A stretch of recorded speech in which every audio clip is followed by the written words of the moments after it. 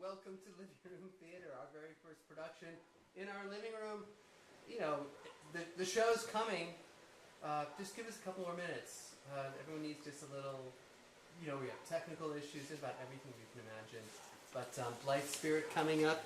Actresses are working on their parts, reading their scripts. It's really exciting. See you shortly. David, something's on fire. If you could just... What? Something's on fire?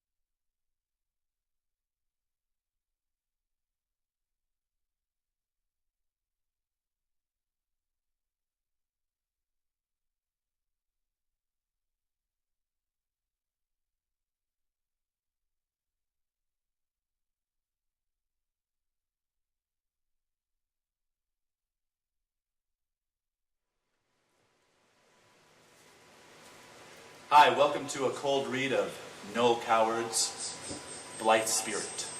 We're going to go in a clockwise fashion and introduce our actors, starting with Sinosa. My name is Sinosa. I'll be playing Elvira. Hi, my name is Marcus. I'll be playing Charles. My name is Carol Ann Watts. I'll be playing Ruth Condamine.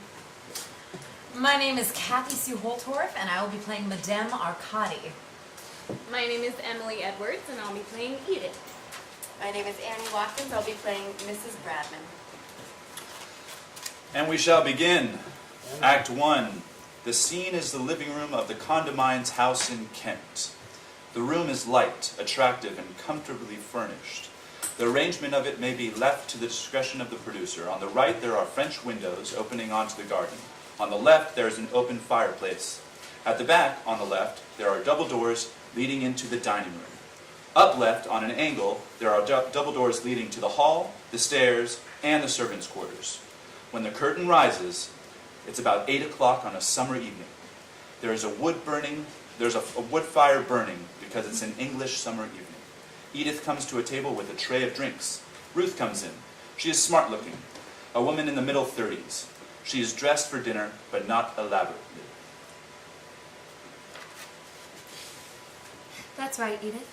Yes'm. Now you better fetch me the ice bucket. Yes'm. Did you manage to get the ice out of the little tin trays? Yes'm.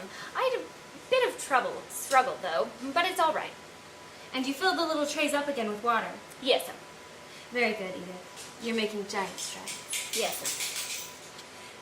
Madame Arcadi, Mrs. Bradman and I will have our coffee in here after dinner, and Mr. Condamine and Dr. Bradman will have theirs in the dining room. Is that quite clear? Yes'm. And when you're serving dinner, Edith, try to remember to do it calmly and methodically. Yes'm. As you are not in the Navy, it is unnecessary to do everything at the double. Very good. Now go and get the ice. Straining at the leash. Yes'm. She starts off at full speed, Not at a run, Edith. slowing down. Yes'm. Edith goes. Charles comes in. He is a nice-looking man, about 40, wearing a loose-fitting velvet smoking jacket. No sign of the advancing hordes? Not yet. Going to the cocktail tray. No ice. It's coming. I've been trying to discourage Edith from being quite so fleet on foot. You mustn't mind if everything is a little slow motion tonight. I shall welcome it. The last few days have been extremely agitating. What do you suppose induced Agnes to leave us and go and get married? The reason was becoming increasingly obvious here. Yes, but in these days, nobody thinks anything of that sort of thing. She could have popped into the cottage hospital, had it, and popped out again. Her social life would have been seriously undermined. We must keep Edith in the house more. Edith comes in slowly with the ice bucket. That's right, Edith. Put it down on the table. Yes'm. She does so. I left my cigarette case on my dressing table, Edith. Would you go get it for me? Yes, sir. Running out of the room. There now. You took her by surprise. At the cocktail table. A dry martini, I think, don't you? Yes, darling. I expect Madame Arcadi will want something sweeter. We'll have this one for ourselves, anyhow. Taking a cigarette and sitting down. Oh, dear. What's the matter? I have a feeling that this evening's going to be awful. It'll probably be funny, but not awful. You must promise not to catch my eye. If I giggle, and I'm very likely to, it'll ruin everything. Oh, you mustn't. You must be dead serious, and if possible, a little intense. We can't hurt the old girl's feelings, however funny she is. But why the Bradmans, darling? He's as skeptical as we are. He'll probably say the most dreadful things. I've warned him.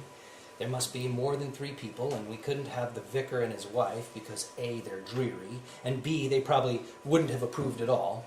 It had to be the Bradmans. Edith rushes into the room with Charles' cigarette case, taking it. Thank you, Edith. Steady does it. Yes, sir. Edith, with an obvious effort, goes out slowly.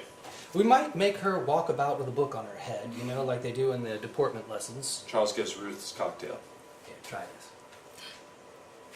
Lovely. Dry as a bone. To the unseen. Chin chin. I must say, that's a wonderful title. If this evening's a success, I shall start on the first draft tomorrow. How extraordinary it is. What? Oh, I don't know. Being right in the middle of something, it gives one an odd feeling. Do you remember how I got the idea for The Light Goes Out? Suddenly seeing that haggard, rattled woman in the hotel at Biarritz. Of course I remember. We sat up half the night talking about it. She certainly came in very handy. I wonder who she was. And if she ever knew, ever recognized that description of herself, poor thing.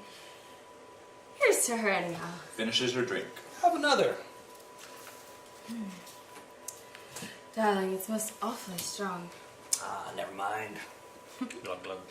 You used Elvira to be a help to you when you were thinking something out, Oh, Elvira. Every now and then, when she concentrated, but she didn't concentrate very often.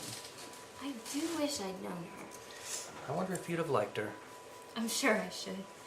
As you talk of her, she sounds enchanting. Yes, I'm sure I should have liked her because I've never for an instant felt the least jealous of her. What's a good sign? Poor Elvira. I wonder if I died before you'd grown tired of me, you'd forget me so soon. Yes. What a horrible thing to say. No, I think it's interesting. Well, to begin with, I haven't forgotten Elvira. She's dead, but I haven't forgotten her. I remember her very distinctly indeed. And I remember how fascinating she was, and how maddening. I remember how badly she played all games, and how cross she got when she didn't win. And I remember her gay charm when she had achieved her own way over something, and her extreme acidity when she didn't. I remember her physical attractiveness, which was tremendous, and her spiritual integrity, which was nil. You can't remember something that was nil. I remember how morally untidy she was. Was she more physically attractive than I? Well, that's a very tiresome question, dear. It fully deserves the wrong answer. You really are very sweet. Thank you. And a little naive, too. Why? Because you imagine that I mind about Elvira being more physically attractive than I am. I've thought any woman would mind if it were true. And perhaps I'm old-fashioned in my view of female psychology. Not exactly old-fashioned, darling, just a bit didactic. How do you mean? It's didactic to attribute one type the defects of another type, for instance, because you know perfectly well that Elvira would mind terribly if you found another woman more attractive physically than she was. It doesn't necessarily follow that I should. Elvira was a more physical person than I. I'm certain of that. It's all a question of degree. I love you, my love. I know you do. But not the wildest stretch of imagination could describe it as the first fine, careless rapture. Would you like it to be a careless rapture? Good God, not. What? Wait. Wasn't that a shade too vehement? Careless rapture? We're neither of us adolescent, Charles. Neither of us led exactly prim lives, have we? And we've both been married before. Careless rapture at this stage would be incongruous and embarrassing. Well, I hope it. I haven't been in a way a disappointment. Don't be so idiotic. After all, your first husband was a great deal older than you, wasn't he? I mean, I shouldn't like you to think that you'd missed out all along the line before me. There are moments, Charles, when you go too far. Sorry, darling. As far as waspish female psychology goes, there's a strong vein of it in you. I've heard that said about Julius Caesar, too. Julius Caesar is neither here nor there. Well, he may be, for all we know. We'll ask Madame Arcati. You're awfully irritating when you're determined to be witty at all costs. Almost supercilious. That's exactly what Elvira used to say. I'm not at all surprised. I never imagined, physically triumphant as she was, that she was entirely lacking in perception. Darling Ruth. There you go again. As I think I mentioned before, I love you. I love you. Poor Elvira. Well, didn't that light camaraderie kiss mollify you at all? You're very annoying. You know you are. When I said poor Elvira, it came from the heart. You must have bewildered her so horribly. Don't I ever bewilder you at all?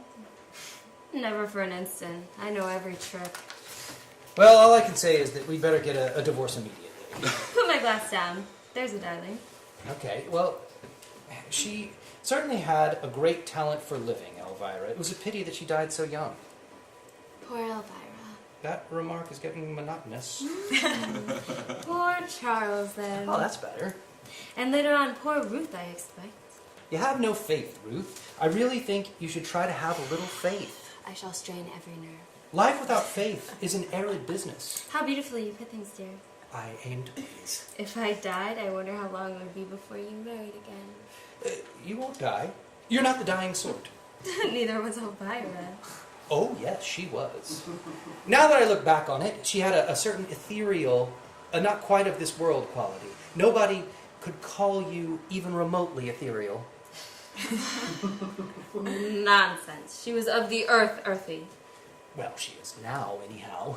She's dead. You know that's the kind of observation that shocks people. Yeah, well, it's discouraging to think how many people are shocked by honesty and how few by deceit. Write that down. You might forget it. You underrate me. Anyhow, it was a question of bad taste more than honesty. I was devoted to Elvira. We were married for 5 years. She died. I missed her very much. That was 7 years ago. I have now, with your help, my love, risen above the whole thing. Admirable. But if tragedy should darken our lives, I still say, with prophetic foreboding, Ding dong! poor Ruth. That's probably the Bradmans. It might be Madame Arcadi. Oh, no, she'll come on her bicycle. She always goes everywhere on her bicycle. It really is very spirited of the old girl. Shall I go, or shall we let Edith have her fling? Wait a minute and see what happens. There's a slight pause. Perhaps she didn't hear. She's probably on one knee in a pre-sprinting position waiting for the cook to open the door. Steady, Edith! Yes, sir. Mrs. Bradman comes to Ruth, shakes hands. Dr. Bradman shakes hands with Charles. Dr. Bradman is a pleasant-looking middle-aged man. Mrs. Bradman is fair and rather faded. Dr. and Mrs. Bradman. We're not late, are we? I only got back from the hospital about half an hour ago. Of course not. Madame Arcadi isn't here yet. Oh, that must have been her we passed coming down the hill. I said I thought it was. Then she won't be long. I'm so glad you were able to come. We've been looking forward to it. I really am quite excited. Oh, I guarantee that Violet will be good. I made her promise. There wasn't any need. I'm absolutely thrilled. I've only seen Madame Arcadi 2 or 3 times in the village. I mean, I've never seen her do anything at all peculiar, if you know what I mean. Dry martini? By all means. She certainly is a strange woman. It was only a chance remark of the vicar's about seeing her up on the knoll on Midsummer's Eve, dressed in a sort of Indian robes, that made me realize that she was psychic at all. Then I began to make inquiries. Apparently, she's been a professional in London for years. It's funny, isn't it? I mean, anybody doing it as a profession. I believe it's very lucrative. Do you believe in it, Mrs. Condamine? Do you think there's anything really genuine about it at all? I'm afraid not. But I do think it's interesting how easily people allow themselves to be deceived. But she must believe it herself, mustn't she? Or is the whole business a fake? I suspect the worst. A real professional charlatan is what I think. That's what I'm hoping for anyway. The character I'm planning for my book must be a complete imposter. That's one of the most important factors in the whole story. What exactly are you hoping to get from her? Jargon, principally. A few of the tricks of the trade. I haven't been to a seance for years. Ruth, I want to refresh my memory. Then it's not entirely new to you. Oh, no. When I was a little boy, an aunt of mine used to come and stay with us. She imagined she was a medium and used to go off into the most elaborate trances after dinner.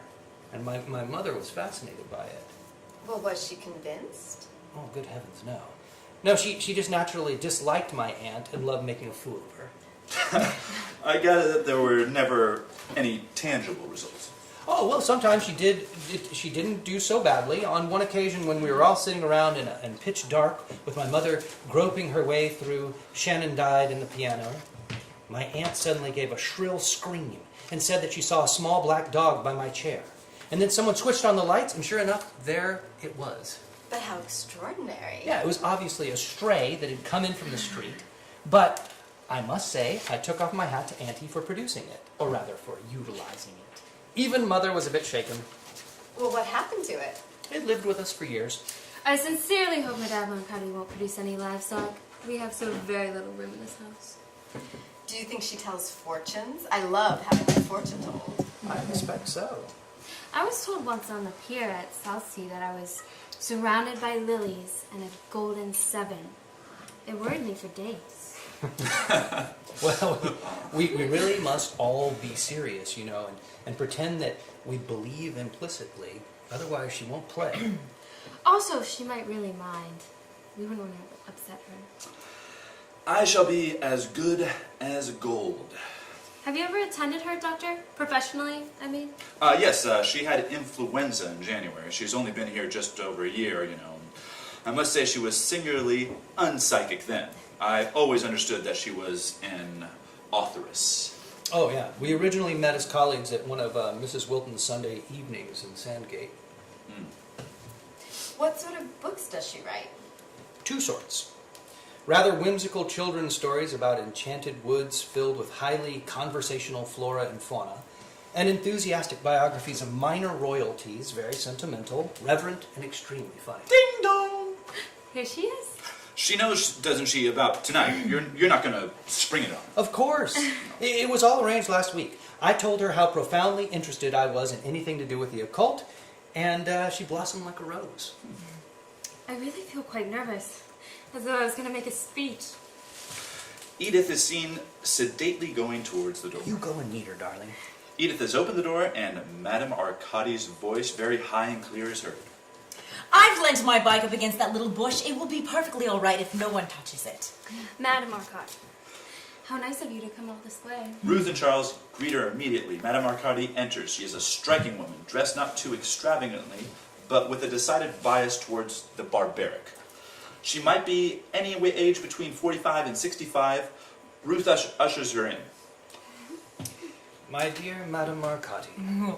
I'm afraid I'm rather late, but I had a sudden presentiment that I was going to have a puncture, so I went back to fetch my pump, and then of course I didn't have a puncture at all. Madame Arcadi takes all cloak and hands to Ruth. Well, perhaps you'll have a puncture on the way home. Dr. Bradman, the man with gentle hands. I'm delighted to see you looking so well. This is my wife. We are old friends. Oh, shakes hands with Mrs. Bradman. We meet coming out of shops. Would you like a cocktail? If it's a dry martini, yes. If it's a concoction, no. Experience has taught me to be wary of concoctions. It is a dry martini. How delicious. It was wonderful cycling through the woods this evening. I was deafened with bird song. It's been lovely all day. But the evening's the time. Mark my words. She takes the cocktail Charles gives her, and two others. Thank you. Cheers. Cheers. Cheers. Yes. Cheers. Cheers. Yeah.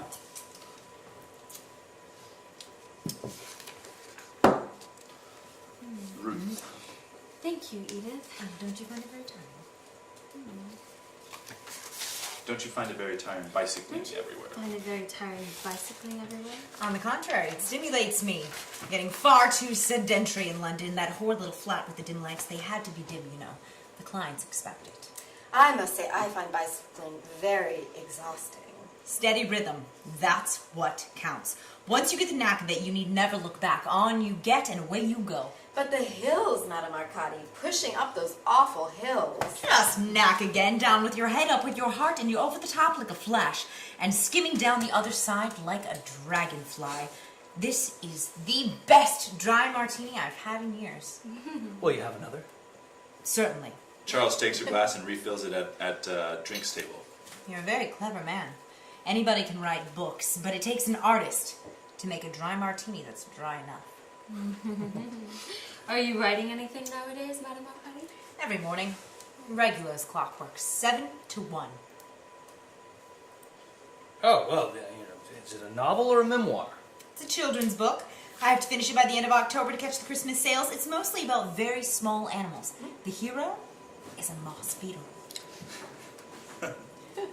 I had to give up my memoir of Princess Palatini because she died in April. I talked to her about it the other day, and she implored me to go on with it, but I hadn't had the heart.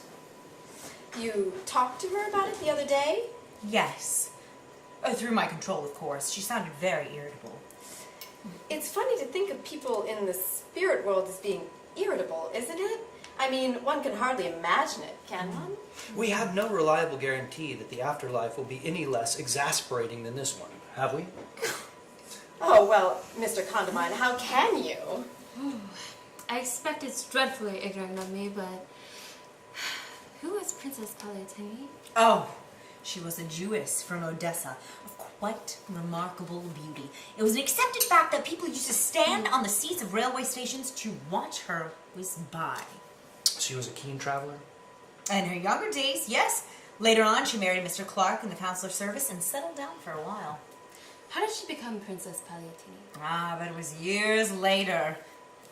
Mr. Clark passed over and left her penniless with 2 strapping girls. How unpleasant. And so there was nothing for it but to obey the beckoning finger of adventure and take to the road again. So off she went, bag and baggage, to Vladivostok. Oh, what an extraordinary place to go. Oh, she had cousins there. Some years later, she met old Pagliatini, who was returning from a secret mission in Japan. He was immediately staggered by her beauty, and very shortly afterwards married her.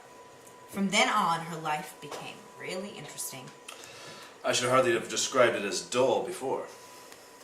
What happened to the girls? Oh, she neither saw them nor spoke to them for 23 years. How extraordinary. No, not at all. She was always very erratic emotionally. The double doors of the dining room open, and Edith comes in. Dinner is served, Mom. Thank you, Edith. Shall we? Edith retires backwards into the dining room. No red meat, I hope. There's meat, but I don't think it would be very red. Would you rather have an egg or something? No, thank you. It's just that I make it a rule never to eat red meat before I work. It sometimes has an odd effect. What sort of effect? Oh, nothing of the least importance. If it isn't very red, it won't matter much. Anyhow, we'll risk it. So brave. Mrs. Bradman rises. Madame Arquetti goes out first with Ruth, followed by Mrs. Bradman, Dr. Bradman, and Charles. Come along then, Mrs. Bradman, Madame Arcadi. You're on Charles's right. They all move into the dining room as the lights fade on the scene. Scene break. Right on, guys. We got through one scene. Yeah. Good job, Chloe. Anybody need anything? Yes, if you're going. I just want to grab a beer real quick. Yes, I'll take one of those. You want a beer? It's very hot. I'm going to pass by the Dry martini. I know, right? Yeah. When it's dry, they need a tiny bit of vermouth. Like probably not. My criticism, gin. my only thoughts like with you guys is, you guys only act like you love each other. You know what I mean? Like there should be like some tension there. And right now you're both like just really nice, and it should be. Well, it's gonna get ramp up. Yeah, I know. No way, bro. But Ruth, I think you need to be harder, even from the beginning, like because you need to be like a contrast with Elvira, you know, so we can really sense what the difference is. So you're a little bit harsher, more on this earth, you know, more grounded. Elvira's more ethereal, you know. Okay. So I think that's the whitest one you have. Should have the whitest one. Yeah, because that's the only. That is the whitest. Okay, so you only can capture everyone, but it can't capture. There's some quote from the Rack Pack about making a dry martini, is that he would pour the gin and then he'd glance at the vermouth, and that was the dry martini. So you're just drinking straight gin. Yeah. Cold gin. Yeah, with some olives. Which is funny, like, the only martinis I really drank were vodka, you know? Yeah, I only drink vodka. Real drinkers are like, oh, that's not a martini. Yeah. Some bullshit martini. Yeah, exactly, vodka. But I don't know, I can't drink straight gin. Isn't that guy pretty rocking? Oh, you like it? Yeah. Are you, who's watching the comments? I was hanging out with some gin drinkers this last week, and they're like very. Are we live right now? We're live right now. Okay. Okay. Yeah. Oh, really? I could do like a gimlet, I think, but Isn't that Gimlets with an onion. oh yeah, that's right. Sorry, I was thinking of vodka. What I do, No, sorry, gimlet. I literally I think a did the exact gimlet same is thing earlier. a lot of lime. I went to the Like a Liberty, lot. so these ladies seem to be fond of red wine. So it's like Open up another bottle. We'll make it vodka gimlet when we get home. Are you moving to red wine too? I'm going to have a glass of red Oh wine. my You God. can't beat them. We're getting excited. You can't beat them. Join us. The action's about to start. I know. You ready? You ready, Ghosty? Want me to do it? Now you especially don't believe me. You're going different voices.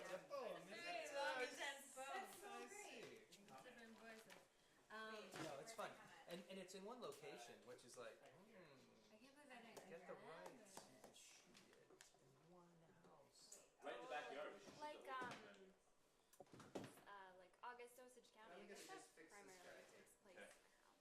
I didn't see the movie, but I saw the play. Oh.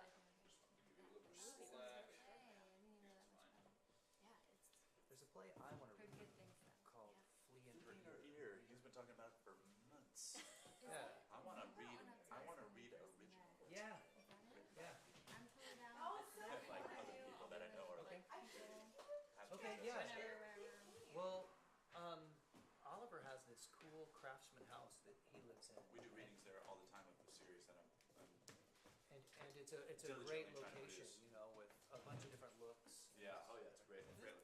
It would be great for this, Yeah, the right? contemporary reenactment. Yeah, like a of modern Blithe Spirit. modernization of it. So Yeah. this is a 1913 craftsman. What neighborhood again?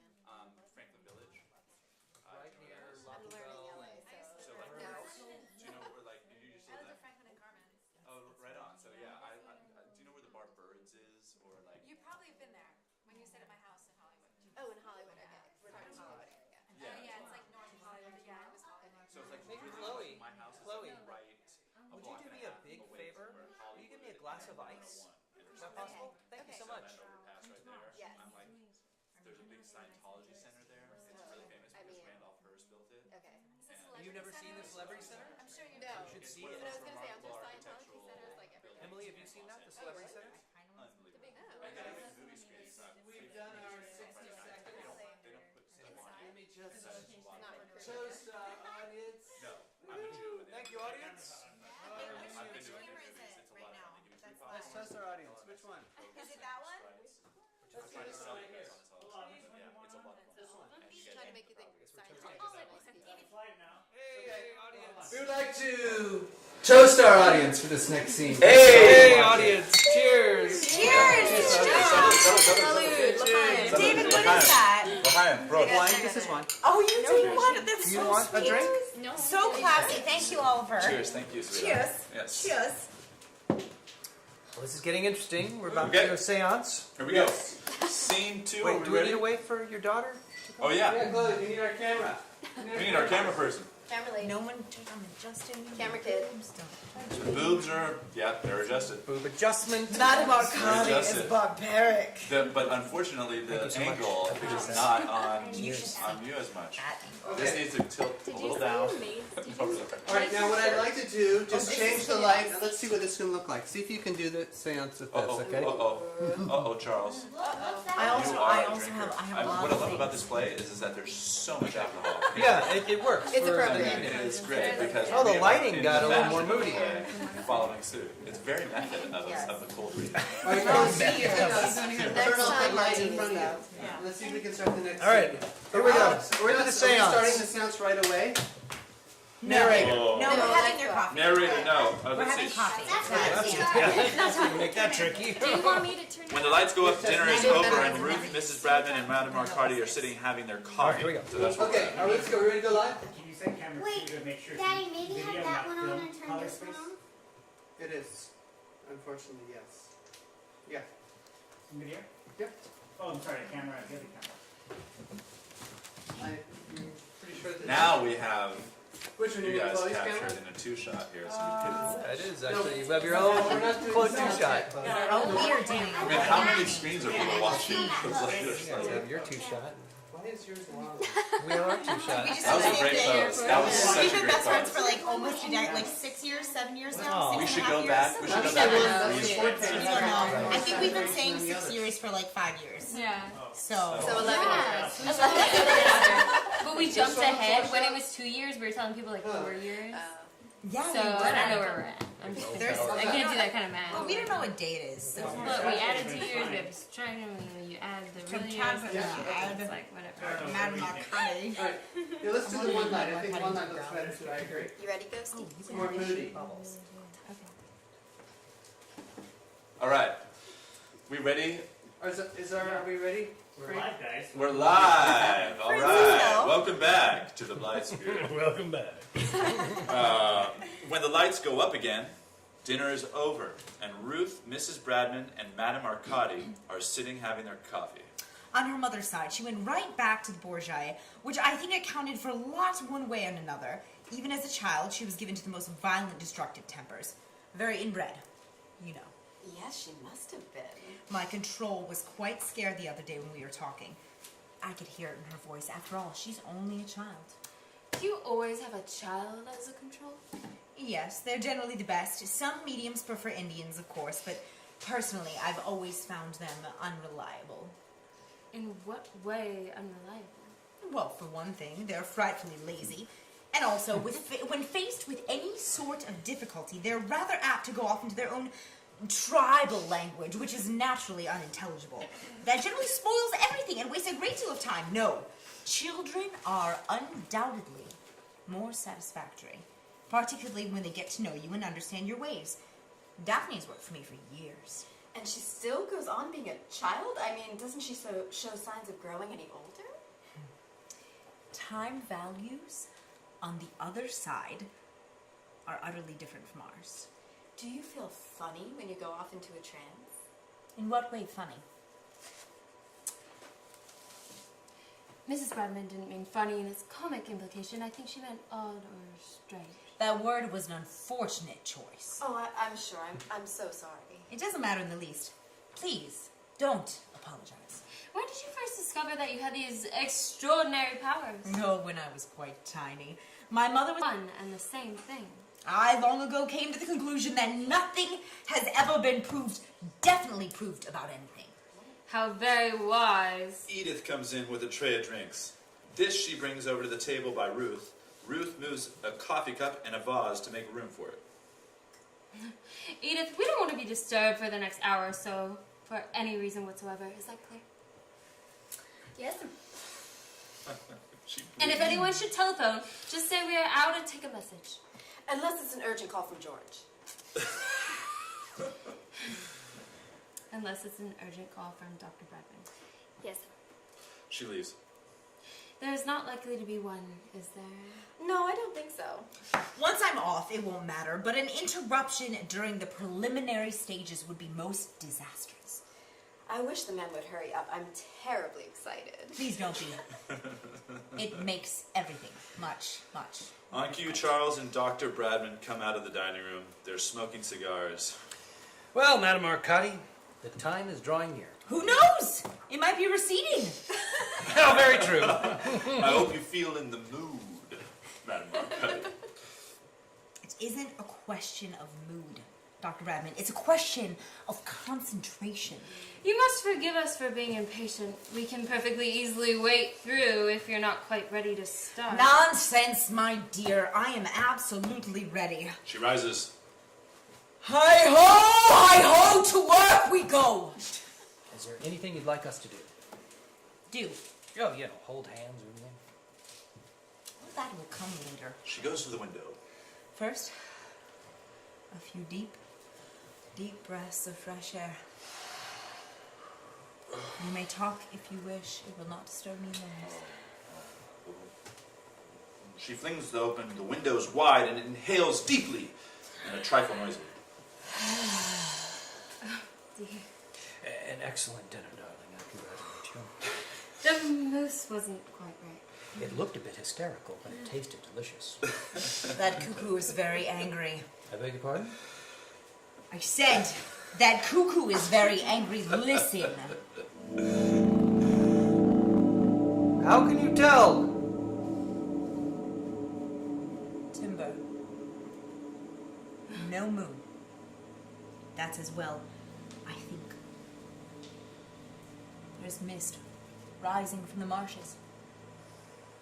There's no need for me to light my bicycle lamp, is there? I mean, nobody's likely to fall over it. No, we're not expecting anybody else. Good night, you foolish bird. You have a table? Oh, yes. We thought that one would do. Closing the window, she comes over to the table and touches it lightly with her finger. I think the ones with the drinks on it might do better. Change over. Okay, you told Edith we didn't want to be disturbed, right? Yes, darling. Walking about the room, Madame Arcadi twisting and untwisting her hands. This is a moment I always hate. Are you nervous? Oh, yes. I was a girl. used to always be sick. How fortunate that you grew out of it. Children are always much more prone to be sick than grown-ups, though, aren't they? I know I could never travel on a train with any degree of safety until I was 14. Little Tommy Tucker sings for his supper. What shall we have but brown bread and butter? You know, I despise that because it doesn't rhyme at all. But Daphne absolutely loves it. Who's Daphne? Daphne is Madame Arcadi's control. She's a little girl. Oh, I see. Yes, of course. How old is she? Rising 7 when she died. And when was that? February the 6th, 1884. Poor little thing. She must be a bit long in the tooth by now, I should think. You should think, Dr. Bradman, but I fear you don't. At least not profoundly enough. Do be quiet, George. You'll put Madame Arcadi off. Yes, dear. Don't worry, my dear. I'm quite used to skeptics. They generally turn out to be the most vulnerable and receptive in the long run. You'd better take that to heart, Dr. Bradman. Please forgive me, Madame Arcadi. I assure you I am most deeply interested. It is of no consequence. Will you all sit around the table, please, and place your hands downward on it?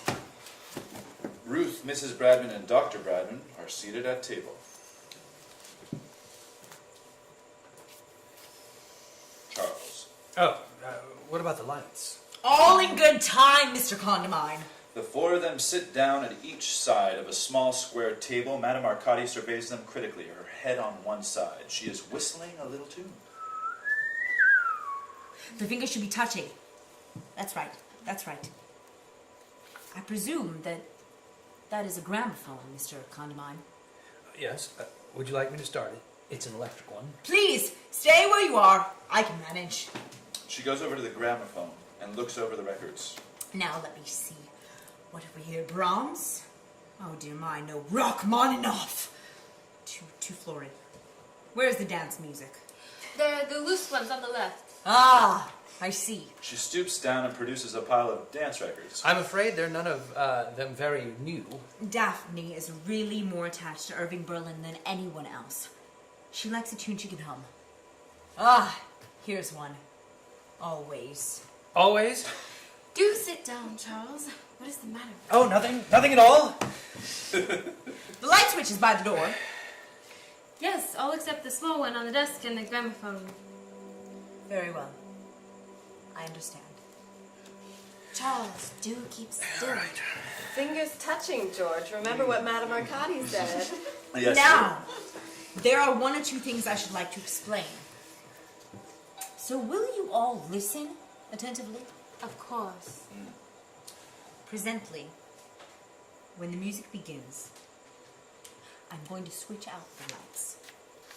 I may then either walk about the room for a little bit, or lie down flat. In due course, I shall draw up this dear little stool and join you at the table. I shall place myself between you and your wife, Mr. Condamine, and rest my hand slightly upon yours. I must ask you not to address me, or move, or do anything that is distracting. In the least. Is that quite clear? It's perfectly clear. Of course, I cannot guarantee that anything will happen at all. Daphne may be unavailable. She had a very bad head cold very recently, and was rather under the weather. Poor child. On the other hand, a great many things might occur. One of you might have an emanation, for instance, or we might contract a poltergeist, which would be extremely destructive. In what way destructive? They throw things, you know. No, I didn't know. But we must cross that bridge when we come to it, mustn't we? Certainly, by all means. Fortunately, an elemental at this time of the year is most unlikely. What do elementals do? Oh, my dear. One can never tell. They're dreadfully unpredictable. Usually they take their form as a very cold wind. Well, I don't think I should like that. Occasionally reaching almost hurricane velocity. You don't think it would be a good idea to take the more breakable ornaments off the mantelpiece before we start? Oh, that really is not necessary, Mrs. Condamine. I assure you, I have my own methods in dealing with the elementals. I'm so glad. Now then, are you ready to empty your mind? Do you mean that we're to try to think of nothing? Absolutely nothing, Dr. Okay. Bradman. Concentrate on a space or a nondescript color. Okay. That's really the best way. I'll do my damnedest. Good work. I will now start the music.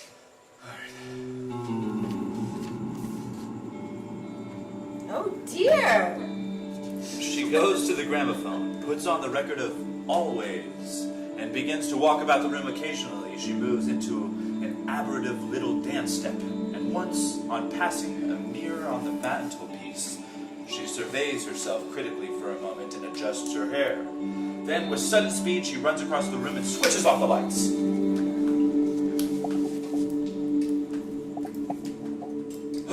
Oh dear. Oh, yeah. Quiet. Please. Good Lord, quiet.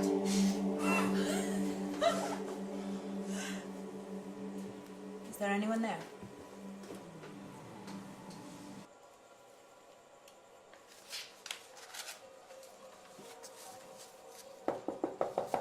There's someone who wishes to speak to you, Mr. Condamine.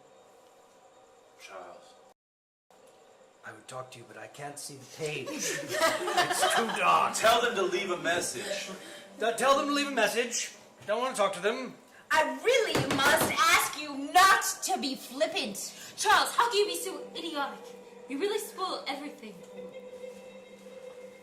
My line is too dark.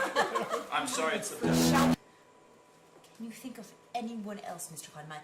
Really rack your brain. It might be old Mrs. Plummet, you know. She died on Whit Monday. Yeah, I can't imagine why old Mrs. Plummet should wish to talk to me. We had very little in common. It's worth trying anyhow. Are you old, Mrs. Plummet? She was very deaf. Perhaps you'd better shout. Are you old, Mrs. Plummet? There's nothing. How disappointing, just as we were getting on so nicely. Violet, be quiet. Hell. I'm afraid there's nothing for me to do but to go into a trance. I had hoped to avoid it because it is so exhausting. However, what must be, must be.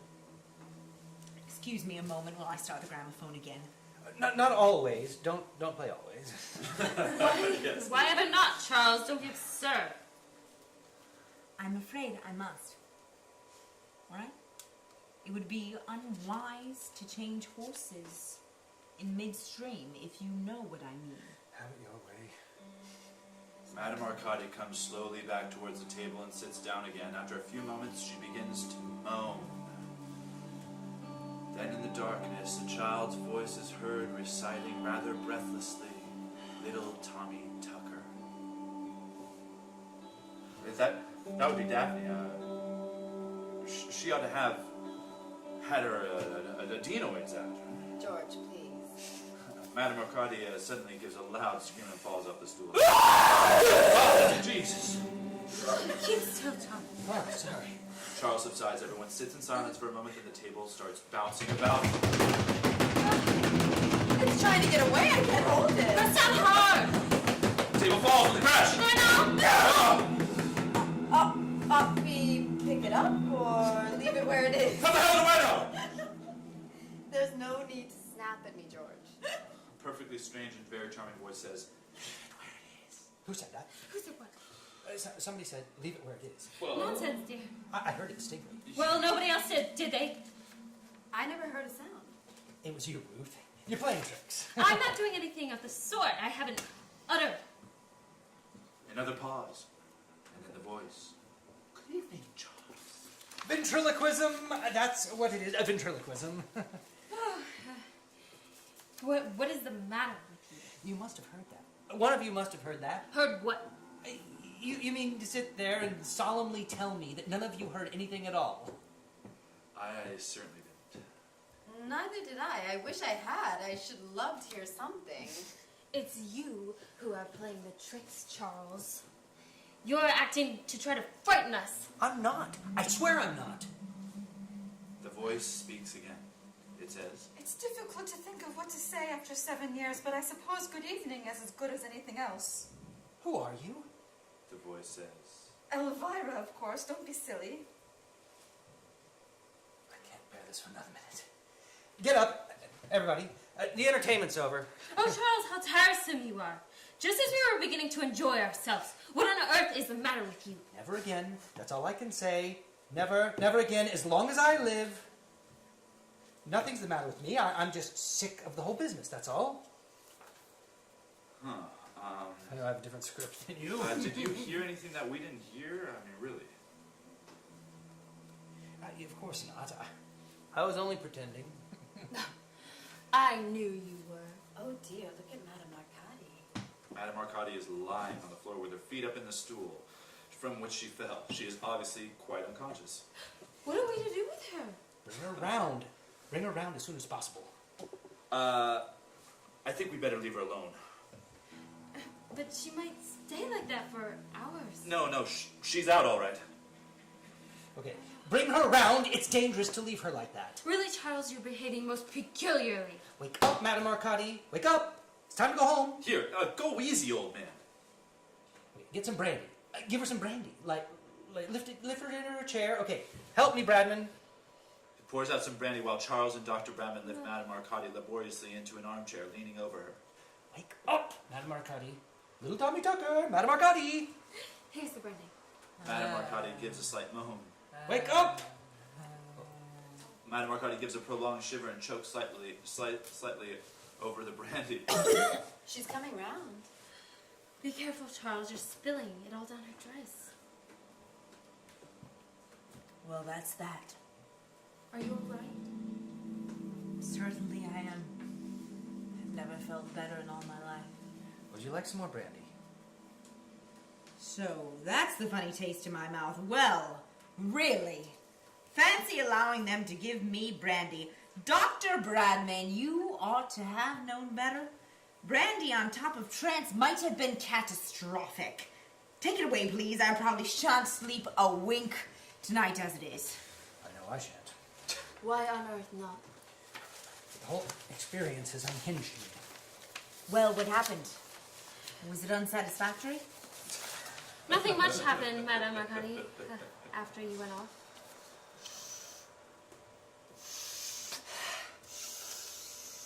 Something happened all right. It's not. No poltergeist at any rate. That's a good thing. Any apparitions? Not a thing. No protoplasm. I'm not quite sure what it is, but I don't think so. Very curious. I feel as though something tremendous has taken place. Charles pretended he heard a voice in order to frighten us. It was only a joke. A very poor one, if I may say so.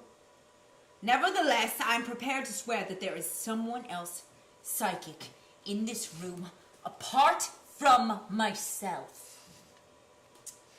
I don't see how there can be, really, Madame Arcadi. I do hope I haven't gone and released something. However, we are bound to find out within a day or two. Manifestation. Manifestation is a thing. I have completely lost my place. If any manifestation should occur. If any manifestation, thank you, narrator voice from beyond. Oh. If any manifestation should occur, or you hear any unexpected noises, you must let me know at once. Of course we will. We'll telephone immediately. I think I really must be on my way now. Wouldn't you like anything before you go? No, thank you.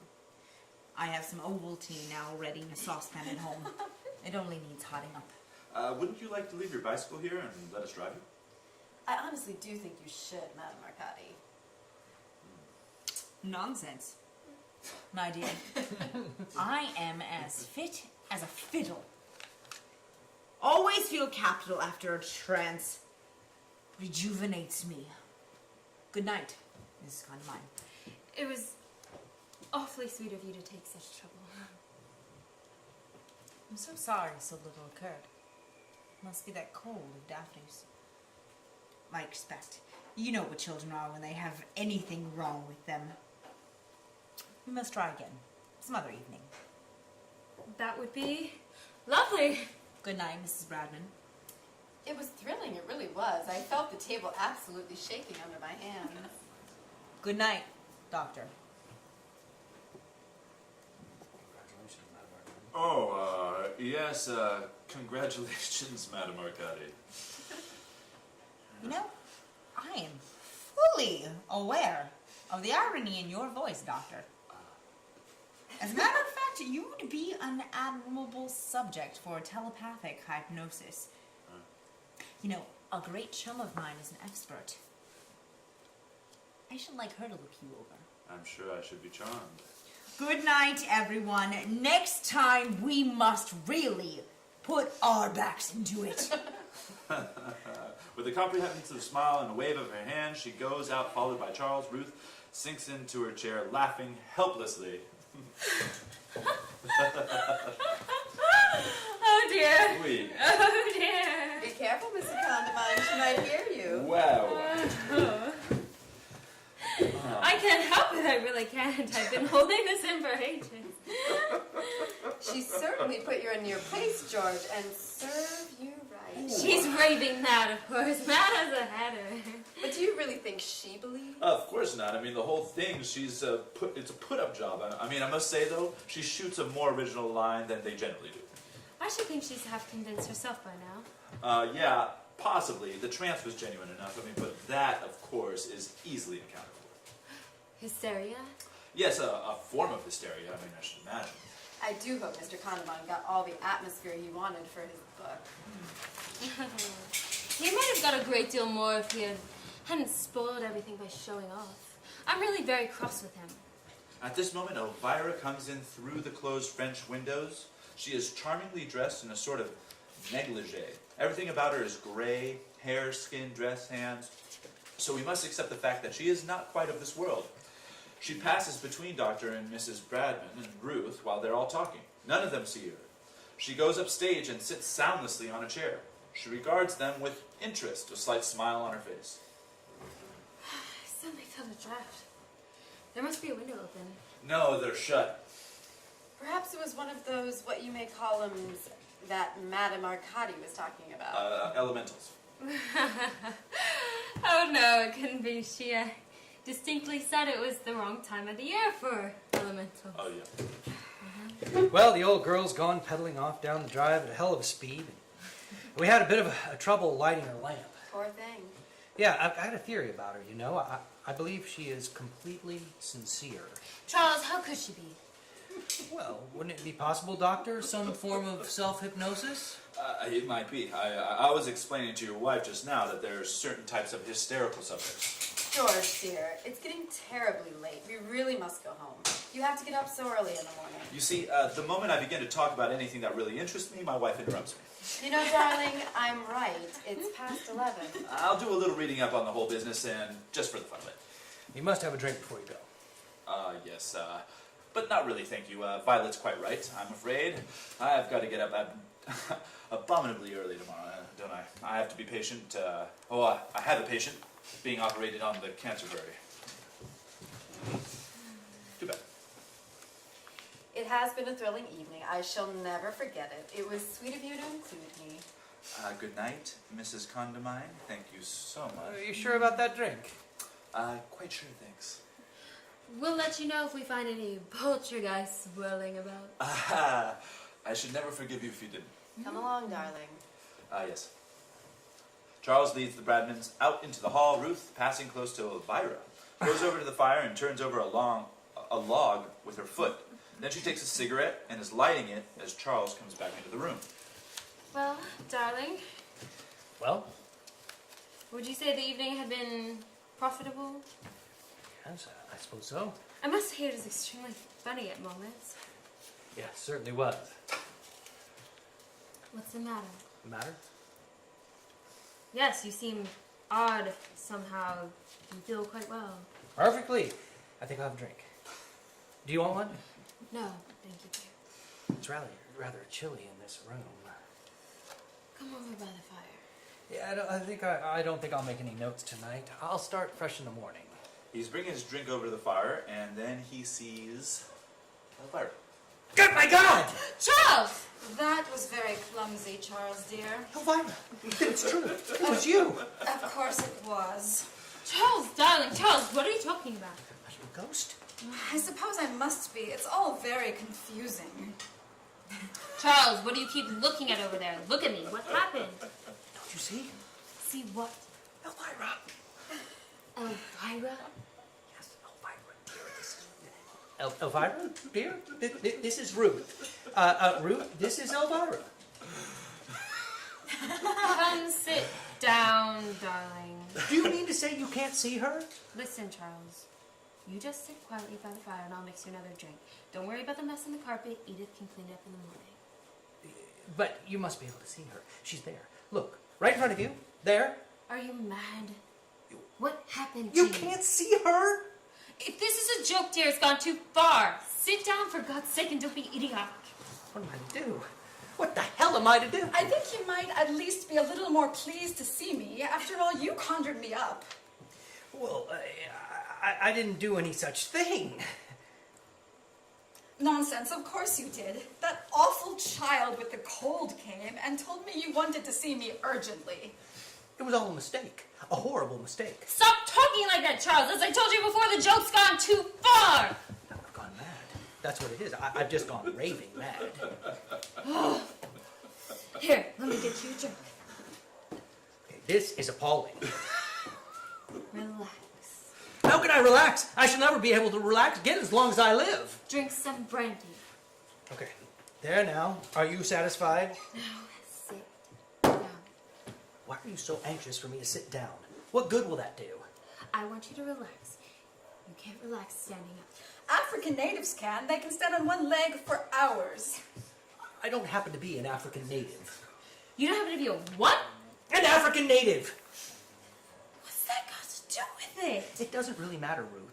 Really, does it matter? We'll say no more about it, African natives. Would you like some more brandy? See, I've sat down. Yes, please, more brandy. Very unwise. You've always had a weak head. I could drink you under the table. There's no need to be aggressive, Charles. I'm doing my best to help you. I'm sorry. Bring some more brandy. Here, drink this, and then we'll go. Get rid of her, Charles. Then we can talk in peace. That's a thoroughly immoral suggestion. You ought to be ashamed of yourself. What? Is there a moral in that? I wasn't talking to you. Who are you talking to then? Elvira, of course. To hell with Elvira! There now, she's getting cross. I don't blame her. What do you blame her for? Oh, God. Now look here, Charles. I gather you've got some sort of plan behind all this. I'm not quite a fool. I suspected when we were doing that idiotic seance. Don't be silly. What plan could I have? I don't know. It's probably something to do with the characters in your book. How they or one of them would react to certain situations.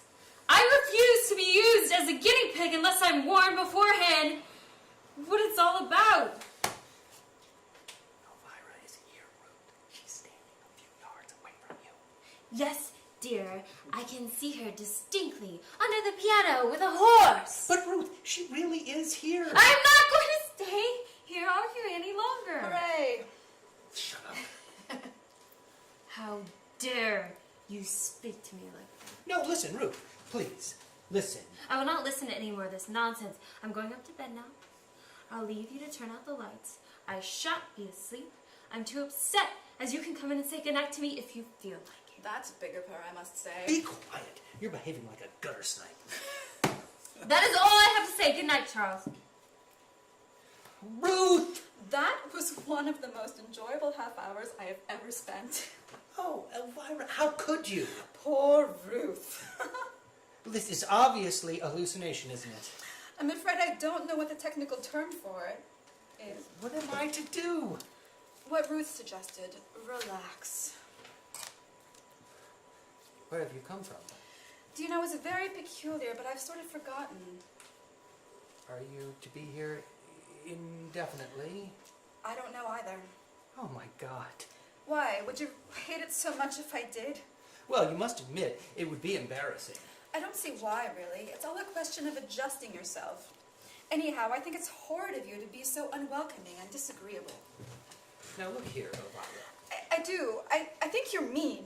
Wait, try to see somebody else beside Genghis Khan. Oh, Charles. What is it? I want to cry, but I don't think I'm able to. What do you want to cry for? It's seeing you again, and you being so irascible, like you always used to be. I don't mean to be irascible, Elvira. Darling, I don't mind really. I never did. Is it cold being a ghost? No, I don't think so. What happens if I touch you? I doubt if you can. Do you want to? Oh, Elvira, What is it, darling? I really do feel strange seeing you again. That's better. What's better? Your voice was kinder. Was I ever unkind to you when we were married? When you were alive? Often, Oh, how can you? I'm sure that's an exaggeration. not at all. You were an absolute pig that time we went to Cornwall and stayed in that awful hotel. You hit me with a billiard cue. Only very, very gently. I loved you very much. I loved you too. Now, I can't touch you. Isn't that horrible? Perhaps it's as well if I'm going to stay for any length of time. I suppose I shall wake up eventually, but I feel strangely peaceful now. Put your head back. Like that. Can you feel anything? Only a very little breeze through my hair. Well, that's better than nothing. I suppose if I'm really out of my mind, they'll put me in an asylum. Don't worry about that. Just relax. Poor Ruth. To hell with Ruth. That's curtain. All right. Is that Act 1? That's Act 1. Holy shit. Marathon of the Blithe Spirit, otherwise known as Gone three. with the Wind. Oh, three yet? 4 parts. I gotta speed How it many up a little pages bit. is that? That's 30. 46. That's what my measure. Wait, so we're on I know, we're 46? all- We're on 47 now. It's just under halfway. It's like a third. So, Oh, yeah. yeah, so we are going to 109! Alright, 109! I'm like halfway then. Well, if done. you're an optimist, if the glass is... Yeah. Yeah. Keep drinking, honey. Yeah. Sweetheart. You guys are just a great couple. I If know. only the condiments would... It never gets boring. Yeah. Elvira's on her way. Mm, Got a sweet thing going. Yeah. Yeah, you really do have a Still sweet thing getting going. I feel think you for guys it. are gonna sleep together. Did you guys- This should be Oh, ghost yeah. sex. Only she could feel it, or he could feel her. Yeah. No? You still rolling? It's the power of the imagination. She's going to instruct him to do this. It's fine, I like it. Okay. You guys are killing it. How was that darkness? How was Yeah, that it was darkness, pretty Cisco? interesting. No, you couldn't even see the page. Do we have a It minute? was a little bit too dark. You know, that was an example where a little pre-production probably would have Yeah. been nice. Yeah. That was cool because you could just see, The glowing. her lips. Mm-hmm. Ooh, that's cool. Yeah. That's cool. That was fun that you had that. I think That's we're, cool, Chloe. yeah, It's like if a I would have had a purple script, I light could have on picked where the lights come back on or like so Right. dim then back up. But we're like, you know, this is minimal production. That was great. Yeah. Can I get a picture of you? Yeah. It was fun when the lights went back up. I enjoyed that. Sorry. Thank God for this iPhone, you know, that has a Right? flashlight, it I has a know, compass. She saved my ass. It's amazing. I couldn't see it at all. I just got an iPhone and And You yet, didn't know I had a Dave flashlight? could move mountains with you. Yeah, and this one doesn't even know where the flashlight That's just how good I am. is. Right. You You know what? don't need no I flashlight. am going to join my wife Yeah, and no, take a little break. relieve myself of some of my excess water. All right. What time do you have to go? Where is it? Oh, Annie. It is fun. It gets better. You know. Yeah. Yeah, I've read the I would book. say, yeah, I thought I had it, but I totally I read this time. Oh yeah. So she's got an out time of 10. Maybe we should go another Yeah, and maybe 45 we could do minutes? the second act. I yeah. can be Second her. act is short. I can be her. You can be Ruth? You're so good. I bet. But that would be kind of weird. Then who's gonna run the camera? Yeah. Yeah. How's that You're going? doing such a good job, Chloe. Thank you. Yeah, you're rocking it over there. But who could be her if she leaves? That's what the understudy is for. You know? Who's the understudy? It's very Well, important. Emily, as she's like as the junior character, often she'll understudy all the female roles, you know, because that's why they have like little small characters when we have a few lines, so they keep them on the roster, and then you would Or play Camille. then Edith. Camille could be an understudy. Yeah, I could be the little like girl servant. yeah. Edith, the Edith role.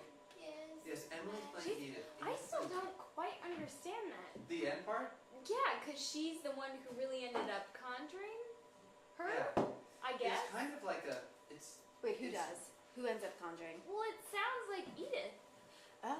It's so it turns because Charles keeps saying, well, the way it turns out. Well, maybe you should just wait and see what happens with the story. You really want to know. No, But, it might be good to know. Yeah. So what happens is that they call Madame Arcadi back a second and third time to get rid of Elvira, but she goes like, I can't do it. I know how to conjure. I don't know how to disconjure or like send them away. Wait, why do they want to disconjure her? She's Because troublemaker. Elvira is, she's troublesome. Elvira's a good character. Yeah. Yeah.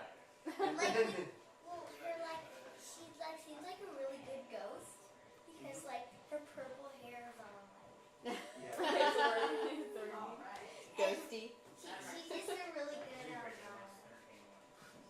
and She's causing trouble in the new marriage, though. That's the problem. yeah, and like her kind of Trying to kill baggy people. shirt is kind of like a ghost Yeah. thing.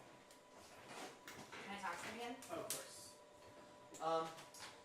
And so Okay.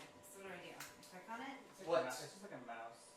finally, I have Madame these McCarty says, silver- like, I looked in this book, I sought the seers, and they say that only the person who conjured the person, who called the person, can send him back. And if it turns out it wasn't Charles, that meant someone else. And she goes like, I feel another presence. And then Edith So shows it up. ended up being. So what did you Edith? say that conjured? Well, that's what I don't It's really not very understand. clear. Oh. It's Yeah, it's I kind can be of the understudy of Edith. Okay, you can't. Because there's a moment where she says, I feel another psychic in the room, and that's Yeah. supposed to be you then, and not... I Or mean, is it yeah. Elvira? maybe, yeah, but maybe she does it because maybe she doesn't like, Ruth or something. Wait, who are you talking about? Oh, the maid might not Like, like Ruth. Yeah. or Oh, like that would some- make I mean, I don't know. And I she don't know what the summons purpose. Elvira to drive Ruth away. Yeah, to give Ruth trouble. Well, Maybe? I that- don't know. Yeah, I mean, yes, that. Yeah, That's because actually a of good Elvira's analysis. got to fight.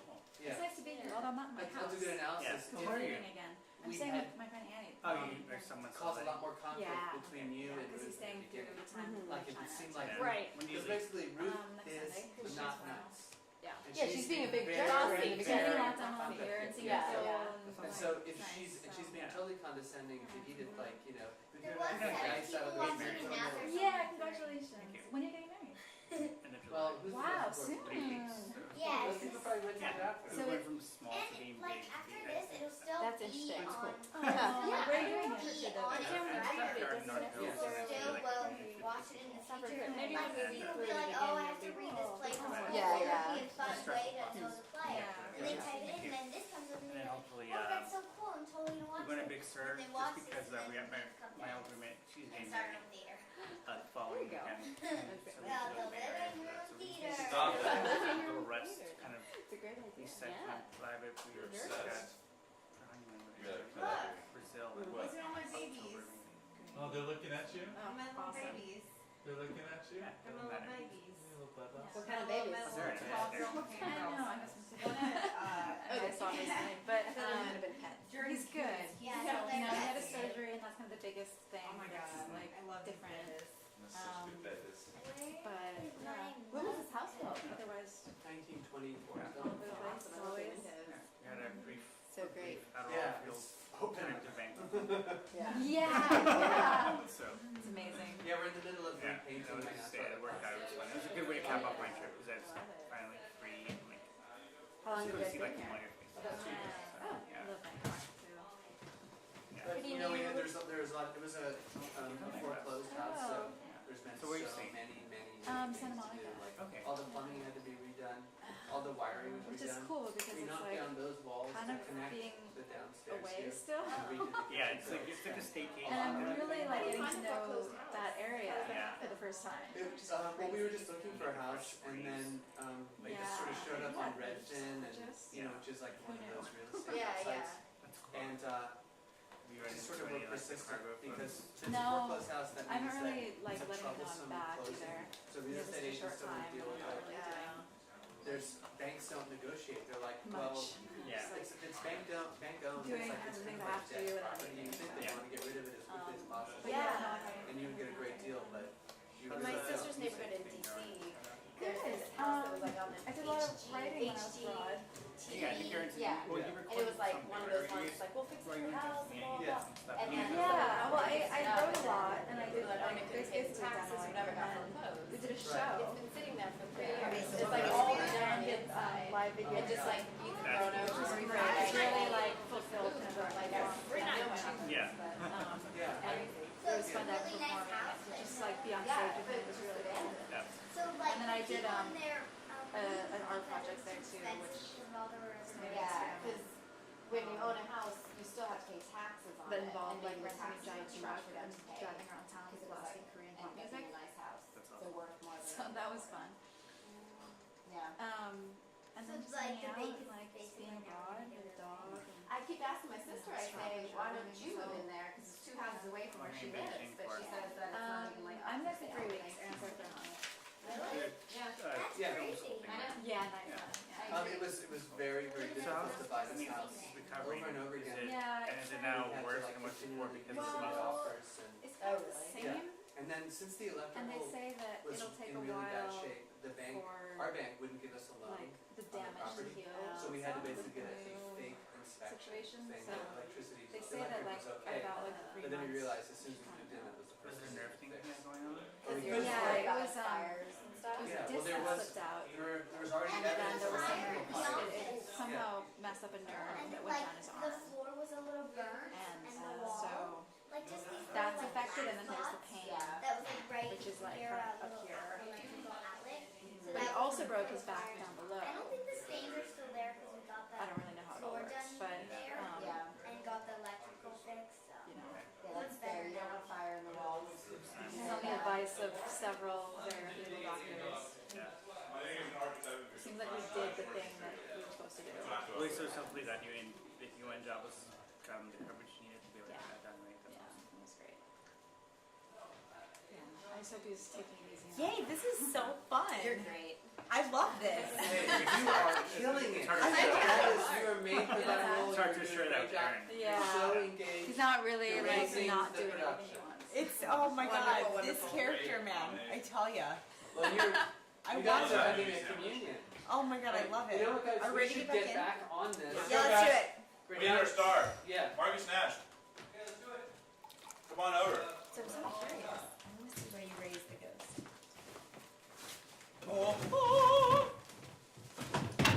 Marcus, I have a solar panel charging my phone at night.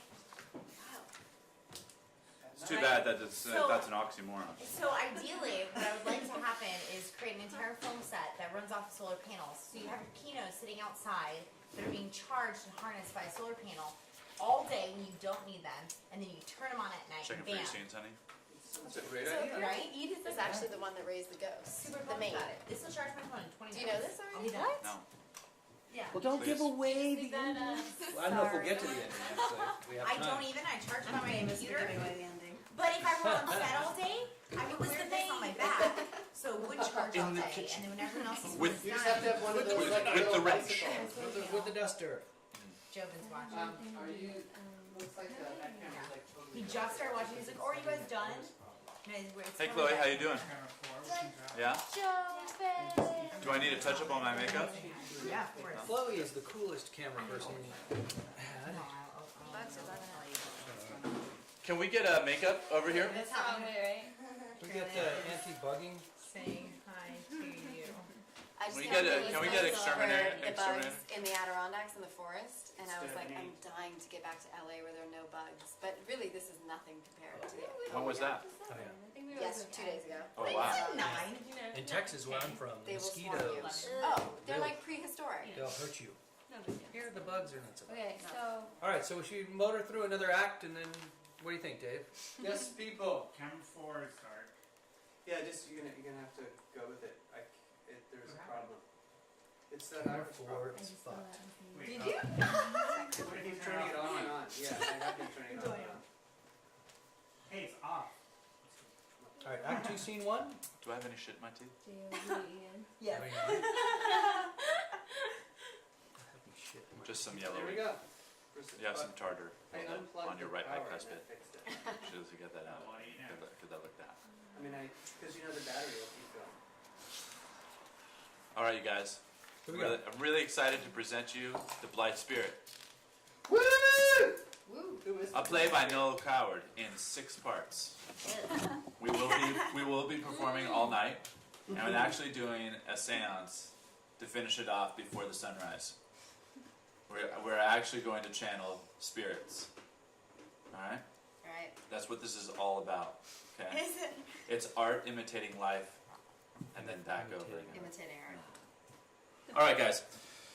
It is about 9:30 in the next morning. The sun is pouring in through the open French windows. Ruth is sitting at the breakfast table drinking coffee and reading the Times. After a few moments, Charles comes in. He kisses her. Good morning, darling. Good morning, Charles. It certainly is. What certainly is. Good morning. A tremendously good morning. There isn't a cloud in the sky, and everything looks newly washed. Edith's keeping your breakfast hot. You'd better ring. Anything interesting in the Times? Don't be silly, Charles. I intend to work all day. Good. It's extraordinary about daylight, isn't it? How do you mean? Well, the way it reduces everything to normal. Does it? Yes, it does. I'm sure I'm very glad to hear it. You're very glacial this morning, Are you surprised? frankly. Yes, I expected more of you. Well, really. I've always looked upon you as a woman of perception and understanding.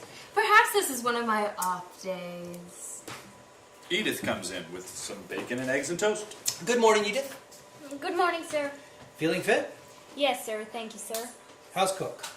I don't know, sir. I haven't asked her. You should. You should begin every day by asking everyone how they are. It oils the wheels. Yes, sir.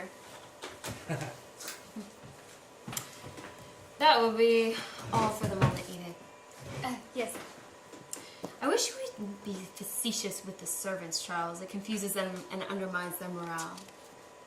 I consider that point of view retrogressive. It's, if not downright feudal. I don't care what you consider it. I have to run the house. You don't. Are you implying that I couldn't? You're at liberty to try. Oh, I take back what I said about it being a good morning. It's a horrid morning. You better eat your breakfast while it's hot. It isn't. Now look here, Charles. In your younger days, this display of roguish flippancy might have been alluring. In a middle-aged novelist, it's nauseating. Would you like me to writhe at your feet in a frenzy of self-abasement? That would be equally nauseating, but certainly more appropriate. I really don't see what I've done that's so awful.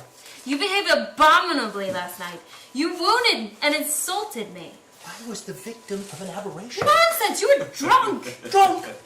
You had 4 strong dry martinis before dinner. A great deal too much burgundy at dinner. Heaven knows how much port and Kummel and Dr. Bradman. Was doing my best to entertain the madwoman, and then 2 double brandies later, I gave them to you myself. And of course, you were drunk. So, that's your story, is it? You refused to come to bed, and finally, when I came down at 3 in the morning to see what had happened to you, I found you in an alcoholic coma in the sofa with the fire out and your hair all over your face. I was not in the least drunk, Ruth. Something happened to me last night. Something very peculiar happened to me. Nonsense. It isn't nonsense. I know it looks like nonsense now in the clear, remorseless light of day, but last night it was far from being nonsense. I honestly had some sort of hallucination. I would really rather not discuss it any further. But you must discuss it. It's very disturbing. There, I agree with you. It showed you up in a most unpleasant light. I find that extremely disturbing. Well, I swear to you that during the seance, I was convinced that I heard Elvira's Nobody voice. else did. I can't help that. I did. You couldn't have. And later on, I was equally convinced that she was in the room. I saw her distinctly and talked to her.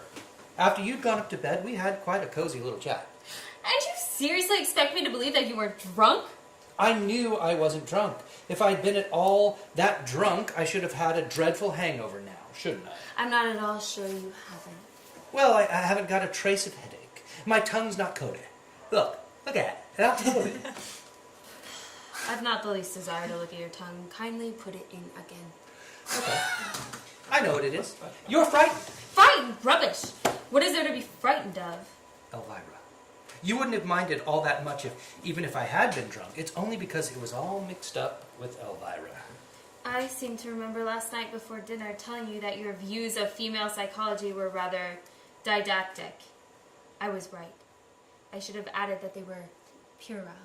Well, that was when it all began. When what all began? We were talking too much about Elvira. It's dangerous to have somebody very strongly in your mind when you start dabbling with the occult. She certainly wasn't strongly in my mind. She was in mine. Oh, she was she? Well, you tried to make me say that she was more physically attractive than you, so you could hold it over me. I did not. I don't give a hoot how physically attractive she was. Oh, yes, you do. Your whole being is devoured with jealousy. This is too much. Women! My God! What I think of women! Your view of women is academic, to say the least. You just because you've always been dominated by them, and it doesn't necessarily follow that you know anything about them. Dominated? I've never been dominated by anyone. You were hag-ridden by your mother until you were 23. Then you got into the clutches of that awful Mrs. whatever her name was. Mrs. Winthrop Llewellyn. I'm not interested. Then there was Elvira. She ruled you with a rod of iron. Elvira never ruled anyone.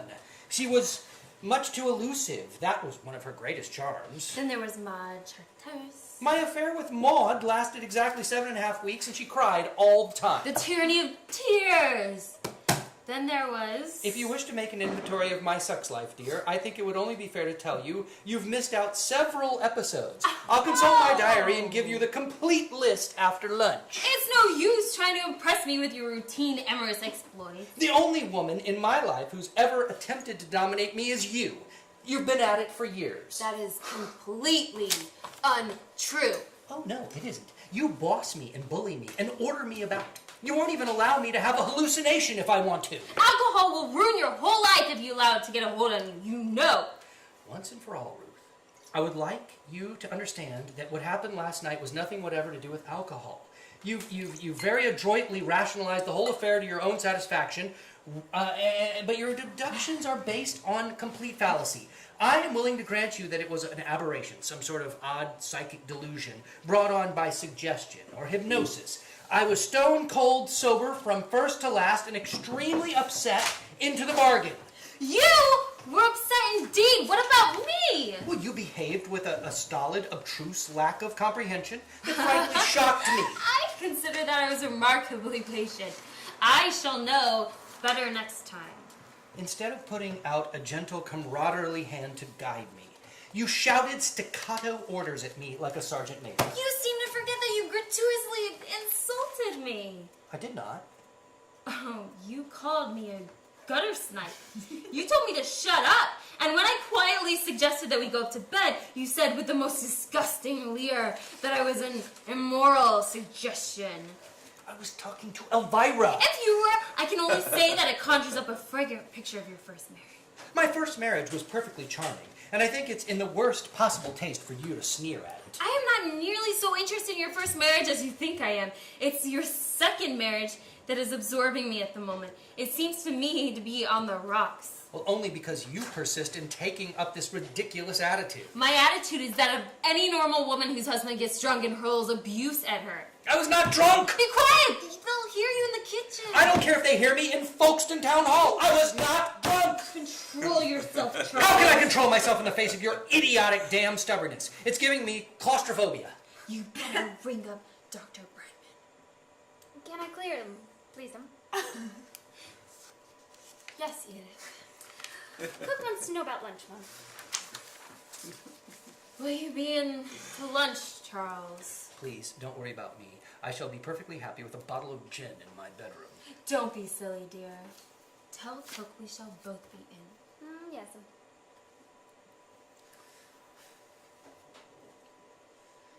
Ruth. I'm going into hike this morning. Is there anything you want? Yes, a great deal. But I doubt if you could get it in height. Tell Cook to put Alka-Seltzer down on my list, will you, Edith? Yes. It's clouding over. You have a genius for understatement. Don't worry about the table, Edith. I'll put it away. Yes. When Edith is gone, Charles goes over to Ruth. Please, Ruth, be reasonable. I'm perfectly reasonable. I wasn't pretending. I really did believe that I saw Elvira when I heard her voice. I was appalled. You put up with it for 5 years. When I saw her, I had the shock of my life. That's why I dropped my glass. But you couldn't have seen her. I know I couldn't have, but I did. I'm willing to concede then that you imagined you did. That's what I'm trying to explain to you for hours. Well, then there's obviously something wrong with you. Exactly. There is something wrong with me. Something's fundamentally wrong with me. That's why I've been imploring your sympathy, and all I get was this sterile temperance lecture. You had been drinking. Charles, there's no denying that. No more than usual. Well, how do you account for it then? I can't account for it. That's what's so awful. Did you feel quite well yesterday, during the day, I mean? Of course I did. What did you have for lunch? You ought to know. You had it with me. Let me see, there was lemon, sole, and that cheese thing. Why should having a cheese thing for lunch make me see my deceased wife after dinner? You never know, it was rather rich. Why didn't you see your dead husband then? You had just as much of it as I did. This is not getting us anywhere at all. Of course it isn't. And it won't as long as you insist on ascribing supernatural phenomena to colonic irritation. Supernatural grandmother. I admit that she's much less agitating. Perhaps you had to see a nerve specialist. I am not in the least neurotic and never have been. A psychoanalyst then? I refuse to endure months of expensive humiliation only to be told at the end of it that at the age of 4 I was in love with my rocking horse. What do you suggest then? I don't suggest anything. I'm profoundly uneasy. Perhaps there's something pressing on your brain. Well, if there was something pressing on my brain, I should have violent headaches, shouldn't I? Not necessarily. An uncle of mine had a lump the size of a cricket ball pressing on his brain for years and never felt a thing. Well, I know. I should know if I had something like that. He didn't. What happened to him?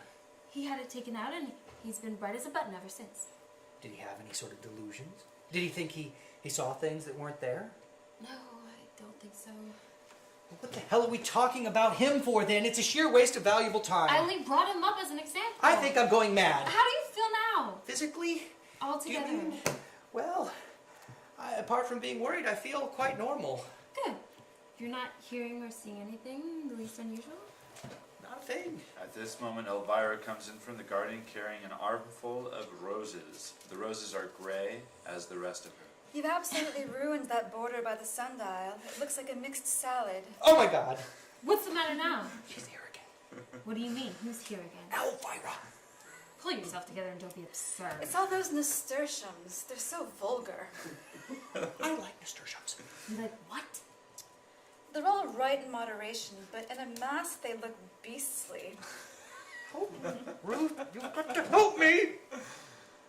I'm afraid I couldn't manage that. It's technically the most difficult business. Frightfully complicated, you know. Takes years of study. You are here, aren't you? You're not an illusion. I may be an illusion, but I'm most definitely here. How did you get here? I told you last night. I don't exactly know. Well, you must make me a promise that in future you only come and talk to me when I'm alone. How unkind you are, making me feel so unwanted. I've never been treated so rudely. I don't mean to be rude, but you must see It's that... all your fault for having married a woman who was incapable of seeing beyond the nose of her face. If she had a grain of real sympathy or affection for you, she'd believe what you tell her. How can you expect anybody to believe this? You'd be surprised how gullible people are. We often laugh about it on the other side. Ruth, who has stopped crying and been staring at Charles in horror, suddenly gets up. Charles, Yes, dear. I'm awfully sorry I was cross. But, my dear, if you'd understand... I understand everything now. I do, really. You do? Of course I do. Look out. She's up to something. Please be quiet. Of course, darling. We'll all be quiet, won't we? we'll all be quiet. Little mice. Dear, listen.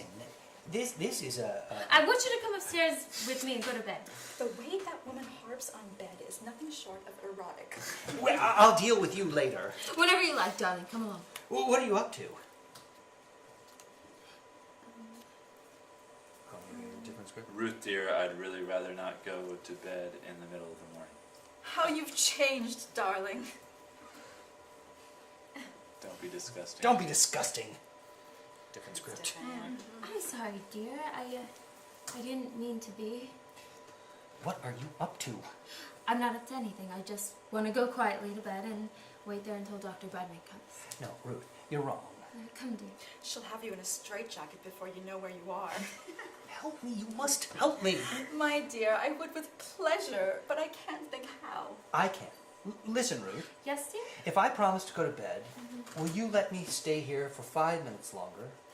I really think it would be better if we... Bear with me, however mad it may seem. Bear with me for 5 minutes longer. Very well. What is it? Sit down, then. All right, there. Now, listen. Listen carefully. Have a cigarette. It'll soothe your nerves. I don't want a cigarette. Then you shan't have one, darling. Ruth, I want to explain to you clearly and without emotion that beyond any shadow of doubt, the ghost or shade, or whatever you like to call it, of my first wife, Elvira, is in this room now. Yes, dear. I know you don't believe it, and you're trying valiantly to be kind, but you've turned the page, and I don't know where I am. Why not lie down and have a nice rest, and you can prove anything you want to later on. She may not be here later on. She may not be here later on. Don't worry. She will. Oh, God. Hush, dear. Promise me you'll do what I ask. That all depends what it is. Ruth, you see that bowl of flowers on the piano? Yes, dear. I did it myself this morning. Very untidily, if I may say so. You may not. Very well, I will never again, I promise. Elvira will now carry that bowl of flowers to the mantelpiece and back again. You will, Elvira, won't you? Just to please me? I don't really see why I should. You've been quite insufferable to me ever since I materialized. Please. All right, I will just this once. Not that I approve of all these Herman the Great carryings on. She goes over to the piano. Now, Ruth, watch carefully. Very well, dear. Go on, Elvira. Bring it to the mantelpiece and back again. Elvira does so, taking obvious pleasure in doing it in a very roundabout way. At one moment, she brings it up within an inch of Ruth's face. Ruth shrinks back with a scream and then jumps to her feet. How dare you, Charles! You ought to be ashamed of yourself! What on earth for? It's a trick! I know perfectly well it's a trick! You've been working up to this. It's all part of some horrible plan. No, it isn't. I swear it. Elvira, do something else, for God's sake. Certainly, anything to oblige. You want to get rid of me? You're trying to drive me out! No, don't be silly. Out of my mind! No, please, don't be silly. You're cruel and sadistic, and I'll never forgive you! Elvira lifts up a light chair and waltzes solemnly around the room with it. Then she puts it down with a bang, making a dive for the door. Ruth. I'm not going to put up with I'm not gonna put up with this anymore! You must believe it, you must! Let go of me immediately! That was Elvira. I swear it was. Let me go! Ruth, please! Ruth breaks away from him and runs towards the windows. Elvira gets there just before her and shuts them in her face. Ruth stares back, appalled. Charles, this is madness! Sheer madness! It's some sort of auto-suggestion, isn't it? Some sort of hypnotism! Swear to me it's only that! Swear to me it's only that! Taking an expensive vase from the mantelpiece, Elvira crashes it into the grate. Hypnotism, my foot. Ruth gives a scream and goes off in violent hysterics as the curtain falls. Yeah! Ruthie! You go, girl. All right. Carol Ann. Great. Yeah, it was great. Yeah, That was super definitely. I'm feeling it. Oh my god, you guys are like diving into it. Cool. Do you want to just go right into scene 2 of Act 2? Madam Arcadi is ready. Yeah, let's do Yes! it. The time is Bring late her back. on the following afternoon. When the curtain rises, Ruth is sitting alone at the tea table, which is set in front of the fire. After a moment or two, she gets up and... Do it. Oh, yeah. Elvira, can you guys switch places? Yeah. Come closer, my dear. My pleasure. Take your drink with you. Two-fister. Dave, you really must get some air conditioning in this house. Well, you know, there's plastic over the windows because they're painting. Oh, that's why it's That makes it even worse. you know? Oh. Yeah, that's why you can't open those ones. over there. Yes, I was like thinking about it. Like, should we just cancel? Did you mind? Okay. Do you need? Well, here. Yeah. You guys share with this. You Yeah. did this. Are you good with it? Are we? Is Yeah. that caused a problem? Nope. Nah. Do you have your place now, my friend? Yeah, it's just a different Yeah, Slightly different. yeah, Yeah, yeah. Right, but we have I'll a jump camera onto this here one for if we need to. Elvira. So that camera's getting Elvira. So that, you know, So I'm she's just, like the third I'm just point of the getting love the triangle. narrator That one's getting Arcadi? Charles Yep. someone, whatever. Charles someone. That Don't one's worry, that man, one's about getting that. me and Gotcha. my wife. I will Me and stretch my you. wife. My wife. It's my sister. This is my wife. She's a very good. Yeah, sometimes I'm a bone, she retard. We only relate. And she comes to the cage, she says, "You cannot have this, you cannot have this." And one day he break cage and he take this. And slam. Are we live? Is that My good? husband. Are we still live? He's my brother. Boyfriend can wait. You know, there's. I I am mean, her when we boyfriend more than say anything. stream, Right? this is a Right? love stream, Oh. right? Yeah. This is- Love stream. Love stream. Let's get the romance and the...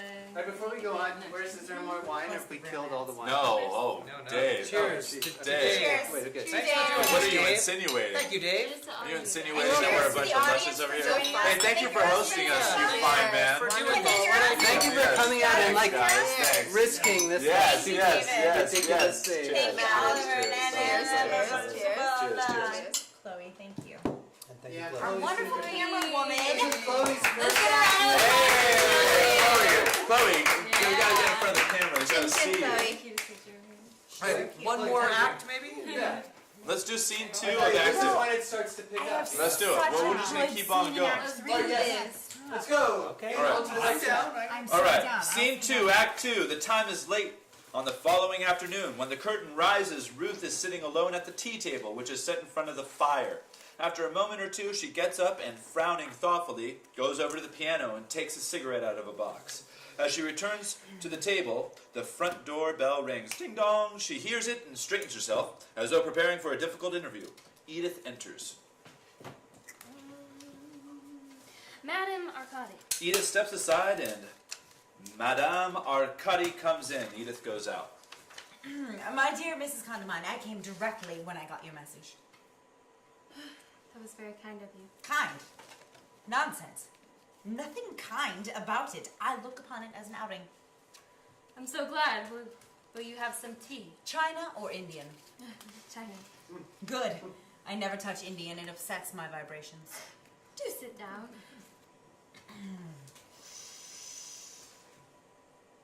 I find this room very interesting. Very interesting indeed. I noticed it the other night. I'm not entirely surprised. She proceeds to pour out the tea. Have you ever been to Cowden Manor? No, I'm afraid I haven't. It's very interesting too. Strikes you like a blow between the eyes the moment you walk into the drawing room. Oh, 2 lumps of sugar, please, and no milk at all. I'm profoundly disturbed, Madame Arcadi, and want your help. Aha! I thought as much. Cucumber? Oh, that is what is in these sandwiches. Glad I know. Couldn't be better. Fire away. It's most awfully difficult to explain. Facts first, explanations after. It's the facts that are difficult to explain. They're so fantastic. Dear, facts often are. Take creative talent, for instance. How do you account for that? Look at Shakespeare. Look at Michelangelo. Try to explain Mozart snatching sounds out of the air and putting them down on paper when he was practically a baby. Facts. Plain facts. I know it's the fashion nowadays to ascribe it all to glands, but my reply to that is fiddly-dee. Yes, and I'm sure you're quite right. There are more things in heaven and earth that are dreamt in your philosophy, Mrs. Condamine. There certainly are. Come now, take the plunge, out with it. You've heard strange noises in the night, no doubt. Boards creaking, doors slamming, subdued moanings in the passages. Is that it? No, I'm afraid it isn't. No sudden gust of cold wind, I suppose. No, it's worse than that. I'm all attention.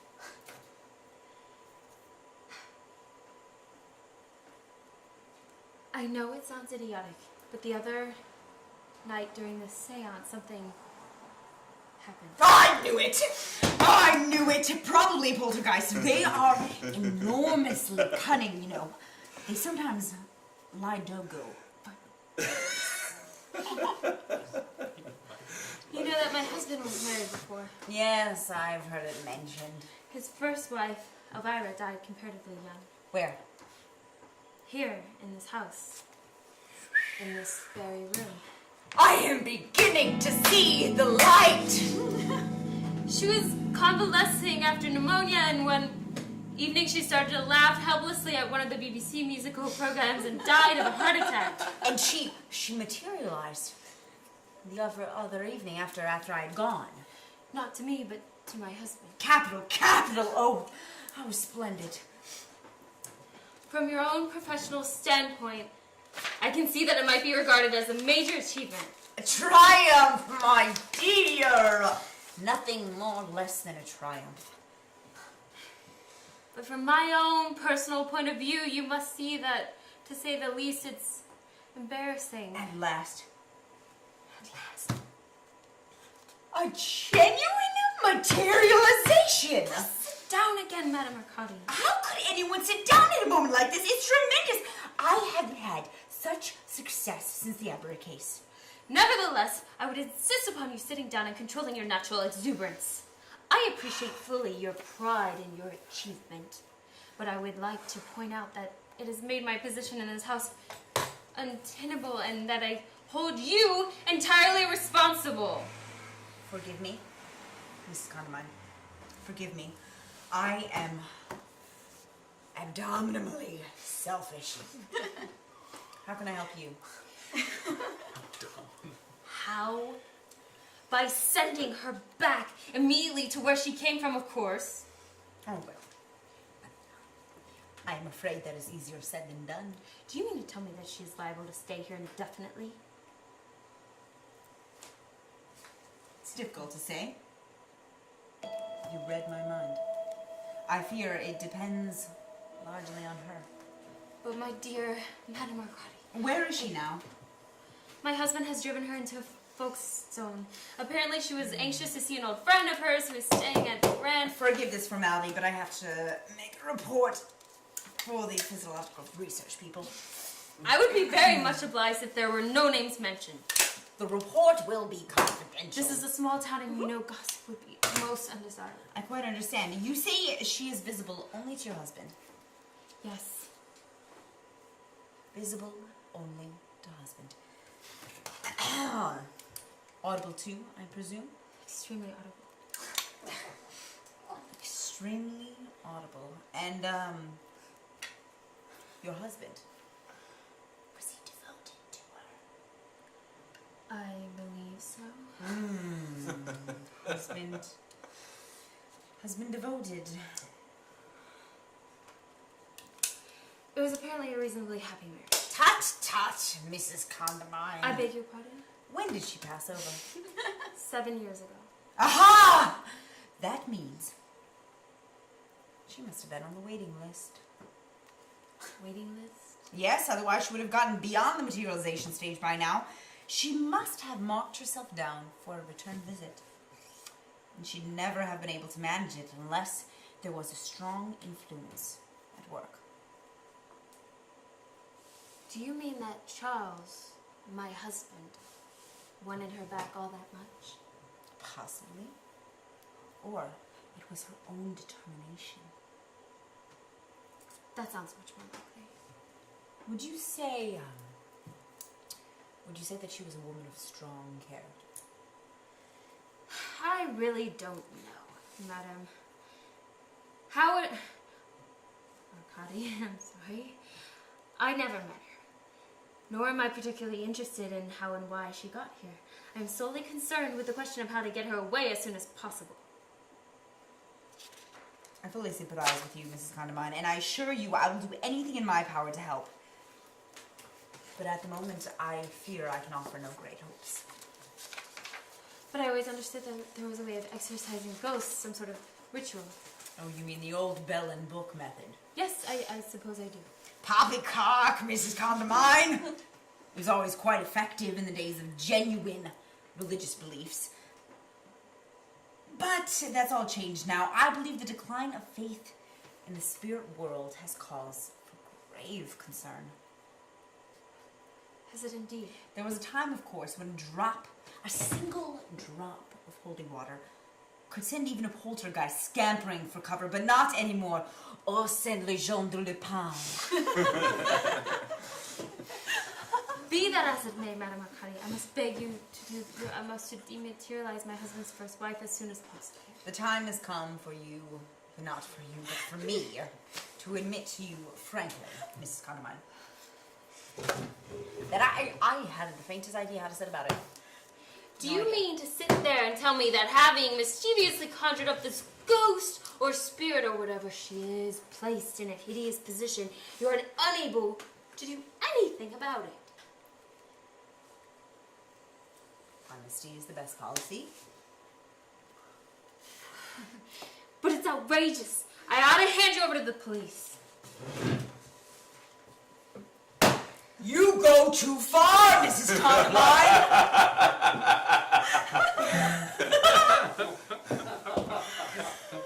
I go too far indeed? Do you realize your insane immature muddling is done?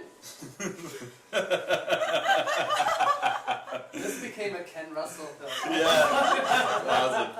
I don't know who that is or where that voice comes from. What is that voice?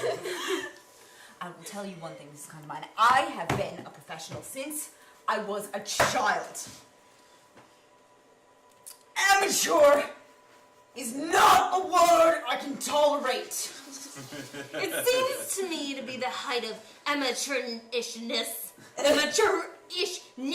to evoke malignant spirits and not be able to get rid of them again. I was in a trance. Anything might happen when I'm in a trance. Well, all I can suggest is that you go into another immediately and get this damn woman out of my house. I can't just go into a trance at a moment's notice. It takes hours of preparation, in addition to which I have to be extremely careful of my diet for days beforehand. Today, for instance, I happened to lunch with friends and had pigeon pie, which plus these cucumber sandwiches would make a trance. You are entirely to blame for the whole horrible situation. Kindly remember that I came here based off of your own invitation. On my husband's invitation! I did what I was requested to do, which was to give a seance and establish a connect with your side. I had no idea there was ulterior motive mixed up with it. Ulterior motive? Your husband was obviously eager to get in touch with his former wife. If I had been aware of that at the time, I should naturally have consulted you beforehand. Nobody say oblige! He had no intention of trying to get in touch with anyone. The whole thing was planned in order for him to get a material for a mystery story he's writing about a homicidal medium.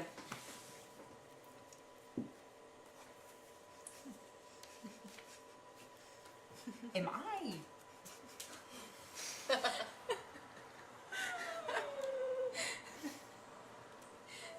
Am I to understand?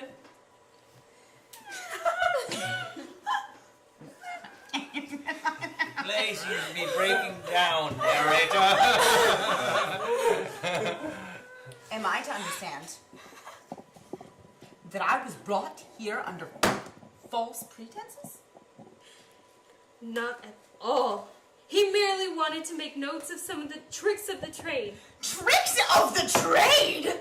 Insufferable! I've never, ever been so insulted in my life. I feel we have nothing more to say, Mrs. Condamine. Goodbye! She goes to the door. Please, don't go! Your attitude from the outset has been most unpleasant, Mrs. Condamine. Some of your remarks have been discourteous in the extreme. And I should like to say without umbrage that if you or your husband were foolish enough to tamper with the unseen for paltry motives, and in a spirit of ribaldry, whatever has happened to you in your own fault, and to coin a phrase, as far as I'm concerned, you can stew in your own juice. She goes majestically from the Done. room. Left alone, Ruth walks about.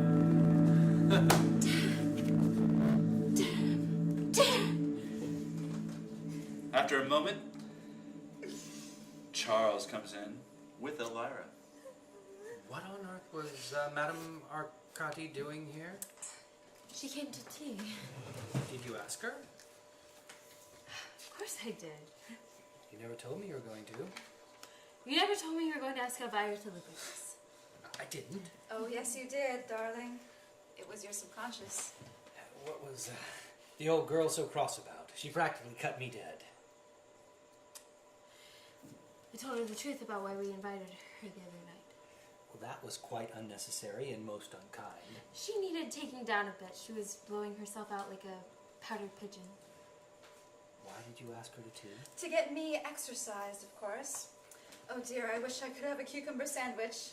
I did love them so. Is that true, Ruth? Is what true? What Elvira said.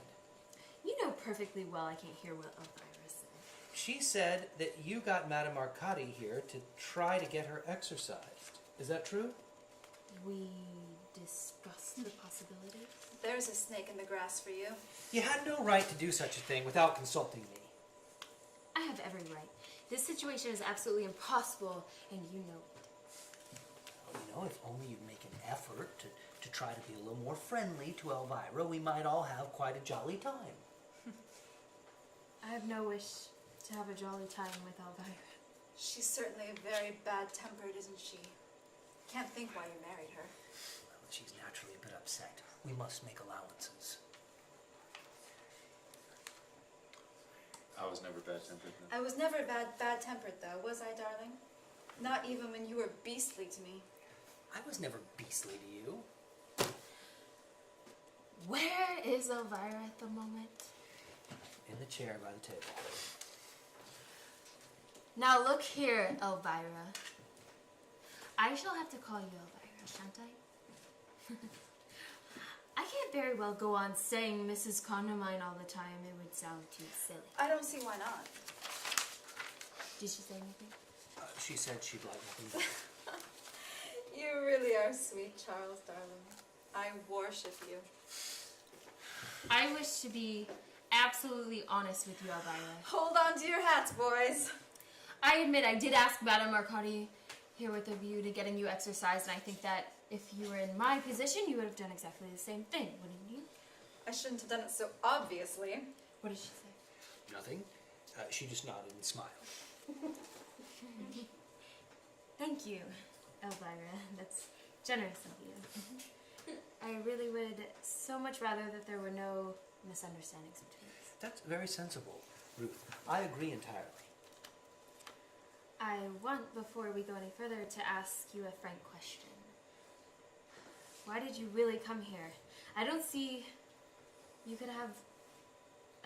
you could have hope to have achieved anything by it beyond the immediate joke of making Charles into sort of an astral bigamist. I came here because the power of Charles's love tugged and tugged and tugged at me. Didn't it, my sweet? What did she say? Well, she said that she came because she wanted to see me again. Well, she's done that now, hasn't she? Well, we can't be inhospitable, Ruth.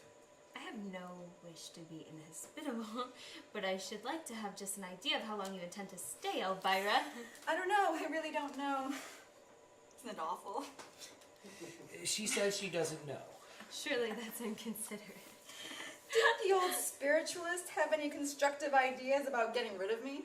What did Madame Arcadi say? She said she couldn't do a thing. Hooray!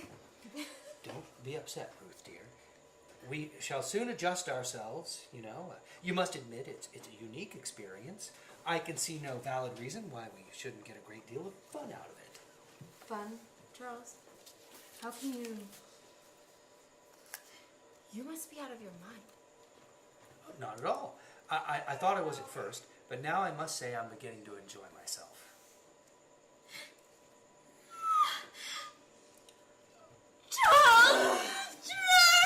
She's off again. You really must not be so callous, Elvira. Try to see her point a little bit. She's got a valid point. I suppose she said something insulting! Oh, no, dear. She didn't say anything of the sort. Look at her! She's over here by the window now. Temper again, my poor Charles. What a terrible life you must lead. Do shut up, darling. You'll only make everything worse. Who was that darling addressed to? Me. Both of you. This is $1. For heaven's sake, don't get into another state. I've been doing my level best to control myself ever since yesterday morning. Not damned if I'm going to try anymore. The strain is too much. She has the advantage of being able to say whatever she pleases without me being able to hear her, but she can hear me all right, can't she, without a modified interpreting? Modified interpreting? I don't know what you mean. Yes, you do. You haven't told me once what she really said. You wouldn't dare. Judging from her photograph, she's the type who use most unpleasant language. Oh, Ruth. You're not to talk like that. I've been making polite conversation all through dinner last night and breakfast and lunch today, and it's been a nightmare, and I'm not going to do it anymore. I don't like Elvira any more than she likes me, and what's more, I'm certain I'm never good at, dead or alive. If since her untimely arrival here, the other evening she had shown the slightest sign of good manners, the slightest sign of breeding, I might have felt differently towards her. But all she's done is try to make mischief between us and have private jokes with you against me. I'm now going up to my room, and I shall have my dinner on a tray. You and she can have the house to yourselves and joke and gossip with each other to your heart's content. The first thing in the morning, I'm going to London to interview the...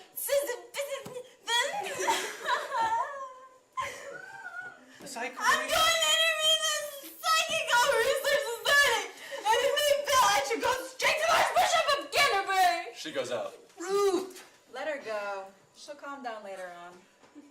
It's unlike her to behave like this. She's generally so equable.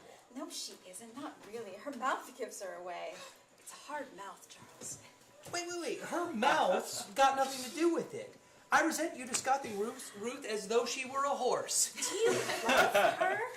Of course I do. As much as you loved me? Well, don't be silly. It's an entirely different matter. I'm so glad. Nothing could ever have been quite the same, could it? You always behaved very badly. Oh, Charles. I'm grieved to see that your sojourn into the other world hasn't improved you in the least. Go on, darling. I love it when you pretend to be cross with me. Well, I'm going up to talk to Ruth. cowardly custard. Don't be idiotic. I can't let her go up like that. I must be a little nice and sympathetic to her. I don't see why. If she's set on being disagreeable, I should just let her get on with it. Well, the whole business is very difficult for her. We must be fair. She should learn to be more adaptable. She probably will be in time. It's been a shock. Has it been a shock for you too, darling? Well, of course. What do you expect? A nice shock? Well, what do you want, Elvira? Want? I don't know what you mean. I remember that whenever you were overpoweringly demure, it usually meant that you wanted something. It's horrid of you to be so suspicious. All I want is to be with you. Well, you are. I mean alone, darling. If you go and pamper Ruth and small-mull over her, she'll probably come flouncing down again, and our lovely, quiet evening together will be spoilt. You're incorrigibly selfish. Well, I haven't seen you for 7 years. It's only natural that I should want a little time alone with you, to talk over old times. I'll let you go up just for a little while if you think it's your duty. Of course it is. Then I don't mind. You're disgraceful, Elvira. You won't be long, will you? You'll come down again very soon. Well, I shall probably dress for dinner while I'm upstairs. You can read the Tatler or something. Darling, you don't have to dress for me. I always dress for dinner. What are you going to have? I should like to watch you eat something really delicious. Now, be a good girl now, and you can play the gramophone if you like. Thank you, Good Charles. girl. Charles goes out. Elvira gets up, looks into the gramophone cupboard, finds the record of Always, and puts it on. She starts to waltz lightly around the room. Edith comes in to fetch the tea tray. Are you going to dance? No. She sees the gramophone playing by itself, so she turns it off and puts the record back in the cupboard. While she is picking up the tray, Elvira takes the record out and puts it on again. Edith gives a shriek, drops the tray, and rushes out of the room. Elvira continues to waltz gently, or gaily. Scene 3. All right. The time is evening, several days later. When the curtain rises, Mrs. Bradman, my wife, is sitting in her armchair. My wife? My wife? Not my sister. Ruth is standing by the window drumming on the pane with her fingers. Does it show any signs of clearing? No, it's still pouring. It's your line. I do sympathize with you, really I do. It's really been quite a chapter of accidents, hasn't it? It certainly has. That happens sometimes, you know. Everything seems to go wrong at once, exactly as though there were some evil forces at work. I remember once when George and I went away for a fortnight's holiday. Not long after we were married, we were dogged by bad luck from beginning to end. The weather was vile, George sprained his ankle, I caught a cold, and I had to stay in bed for 2 days. And to crown everything, the lamp fell over in the sitting room and set fire to the treatise George had written on hyperplasia of the abominable Abdominal glands. Abdominal glands. glands. How dreadful. He had to write it all over again, every single word. You're sure you wouldn't like a cocktail or some sherry or anything? No, thank you, really not. George will be down in a minute, and we've got to go like lightning. We were supposed to be at the Wilmots at 7, and it's nearly that now. I think I'll have a little sherry. I feel I need it. She goes to the side table, and she pours herself some sherry. Don't worry about your husband's arm, Mrs. Condamine. I'm sure it's only a sprain. It's not his arm I'm worried about. And I'm sure Edith will be up about it again in a few days. My cook gave notice this morning. Well, really? Servants are awful, aren't they? Not a shred of gratitude. At the first sign of trouble, they run out on you, like rats leaving a sinking ship. I can't feel that your simile was entirely fortunate, Mrs. Oh, I didn't mean that. Really, I didn't. Nothing to worry about, Mrs. Condamine. It's only a strain. I'm so relieved. He made a good deal of fuss when I examined it. Men are much worse patients than women, you know. Particularly high-strung men like your husband. Is he so highly strung, do you think? Yes, a matter of fact, I wanted to talk to you about that. I'm afraid he's been overworking lately. Overworking? Yeah, he's in rather nervous condition. Nothing serious, you understand. What makes you think so? I know the symptoms. Of course, the shock of his fall might have had something to do with it, but I certainly I should advise that he completely rest for a couple of weeks. You mean he ought to go away? I do.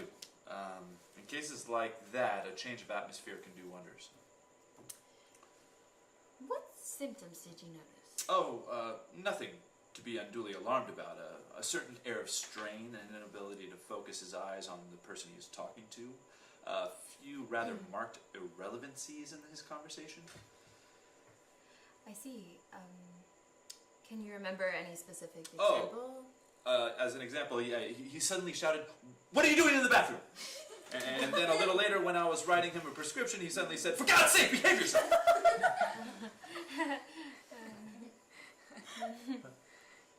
How extraordinary. It is funny, I know. He often goes on like that, particularly when he's immersed in writing a book. Oh, I'm not in the least perturbed about it. I mean, really. But I do think rest and a change would be a good idea. Thank you so much, Doctor. Would you like some sherry? No, thank you. We really must be off. How is poor Edith? She'll be all right in a few days. She's still recovering from the concussion. It's funny, isn't it, that both your housemates and your husband should fall down on the same day, isn't it? Yes, if that sort of thing amuses you. Of course, I didn't mean it like that, Mrs. Condamine. Come along, my dear. You're talking too much as usual. Horrid, George. Goodbye, Miss Condamine. Goodbye. I'll pop in and have a look at both patients sometime tomorrow morning, okay? Thank you so much. Yes. Charles comes in, his left arm in a sling. Elvira follows him and sits by the fire. Well, how does it feel? All right. It's only a slight sprain, you know. Is this damn sling really essential? It's a wise precaution. I mean, it'll prevent you using your left hand except when it's really necessary. I had intended to drive into Folkestone this evening. It would be much better if you didn't. Well, it's extremely inconvenient. You can easily wait and go tomorrow, Charles. I can't stand another of those dreary evenings at home, Charles. It'll drive me dotty. And I haven't seen a movie for 7 years. Let me be the first to congratulate you. What's that, old man? Charles, dear, try to be sensible. I implore you. Sorry, I forgot. You can drive the car if you promise to go very slowly and carefully. Your gear shift is on the right, isn't it? Yes. Well, use your left hand as little as possible. All right. You'd much better stay at home. Couldn't you drive him? I'm afraid not. I have lots to do in the house, and there's Edith to be attended to. All right, well, I'll leave you to fight it out amongst yourselves. But remember, if you do insist on going, carefully does it, okay? The roads are very slippery anyhow. Come along, Violet. Goodbye again. Goodbye, Mr. Condamine. Goodbye. He goes into the hall with the Bradmans. Ruth left alone. Puts her sherry glass down on the table irritably. You really are infuriating. Elvira, surely you could wait and go to the movies another night. Elvira gives a little laugh and, taking a rose out of a vase, throws it at Ruth, and vanishes through the French windows, picking up the rose and putting it back in the vase. And stop behaving like a schoolgirl. You're old enough to know better. What? I was talking to Elvira. But she isn't here. She was a moment ago. She threw a rose at me. She's been very high-spirited all day. I know this mood of old. It usually meant that she was up to something. Well, you're sure she isn't here? Quite sure. I want to talk to you. Oh, God. I must. It's important. You've behaved very well for the last few days, Ruth. And you're not going to start making scenes again, are you? Oh, I resent that air of patronage, Charles. I behaved well, as you call it, because there was nothing else to do, but I think it only fair to warn you that I offer no guarantee for the future. My patience is being stretched to its uttermost. Well, as far as I can see, the position is just as difficult for Elvira as it is for you, if not more so. I mean, the poor little thing comes back trustingly after all those years in the other world, and what is she faced with? Nothing but brawling and hostility. What did she expect? Well, surely even in the ectoplasmic manifestation, she has the right to expect a little of the milk of human kindness. Milk of human fiddlesticks! Look, that just doesn't make sense, dear. Elvira is about as trusting as a puff adder. You're granite, Ruth. Sheer, unyielding granite. And a good deal more dangerous into the bargain. Dangerous. I never heard anything so ridiculous. How could a poor, lonely, wistful little spirit like Elvira be dangerous? Quite easily, and she is. She's beginning to show her hand. How do you mean? In what way?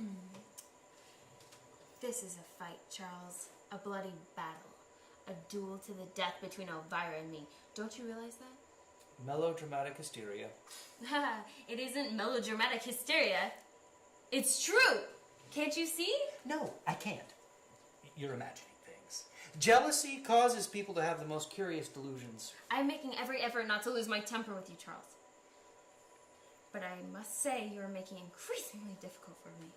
All this talk of battles and duels. She came here on one purpose and one purpose only, and if you can't see, you're a bigger fool than I thought you. What purpose could she have had beyond a natural desire to see me again?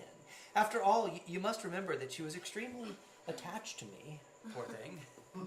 Her purpose is perfectly obvious. It's to get you for herself forever. That's absurd. How could she? By killing you off, of course. Killing me off? You're mad. Why do you suppose Edith fell down the stairs and nearly cracked her skull? What's Edith got to do with it? Because the whole of the top stair was covered with axle grease. Cook discovered it afterwards. Well, you're making this up, Ruth. I'm not. I swear I'm not. Why do you suppose when you were lopping that dead branch of the pear tree that the ladder broke, because it had been practically sawn through on both sides? But why would she want to kill me? I mean, I can understand her wanting to kill you, but why me? If you were dead, it would be her final triumph over me. She'd have been with you forever on her damned astral plane, and I'd be left high and dry. She'd probably be planning a sort of spiritual remarriage. I wouldn't put anything past her. Ruth! Don't you see now? She couldn't be so sly, so wicked. She couldn't. Couldn't she just? I grant you that as a character, she was always rather light and irresponsible, but I would never have believed her capable of low cunning. Perhaps the spirit world has deteriorated her. Oh, Ruth. For heaven's sake, stop looking like a wounded spaniel and concentrate. This is serious. Well, what are we to do? You're not to let her know that we suspect a thing. Behave perfectly ordinary, as though nothing has happened. I'm going to Madame Arcadi immediately. I don't care how cross she is that she's got to help us. Even if she can't rid us of Elvira, she must know something technical method of running her harmless. If a trance is necessary, she shall go into a trance. If I have to beat her into it, I'll be back in a half hour. Tell Elvira I've got to see the vicar. This is appalling. Never mind about that. Remember now, don't give yourself away by so much as a flick of an eyelid. Elvira comes Oh, look out. What? Oh, I merely said it's a nice lookout. What's a nice What's a nice lookout? The weather, Elvira.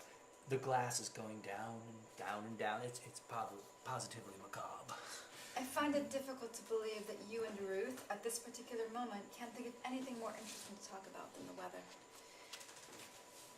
I can't stand this anymore. I really can't. Ruth, dear, please. Has she broken out again? Has she broken out again? What did she just say? Well, she asked if you'd broken out again. How do you talk like that, Elvira? Now then, Ruth, you shouldn't say... Charles and I were not talking about the weather, Elvira, as you very shrewdly suspected. I should loathe you to think that we had any secrets from you, and so I will explain exactly what we were talking about. I was trying to persuade him not to drive you into Folkestone this evening. It will be bad for his arm, and you can perfectly easily wait until tomorrow. However, as he seems to be determined to place your wishes before mine in everything, I have nothing further to say. I'm sure I hope you both enjoy yourselves. She slams the door.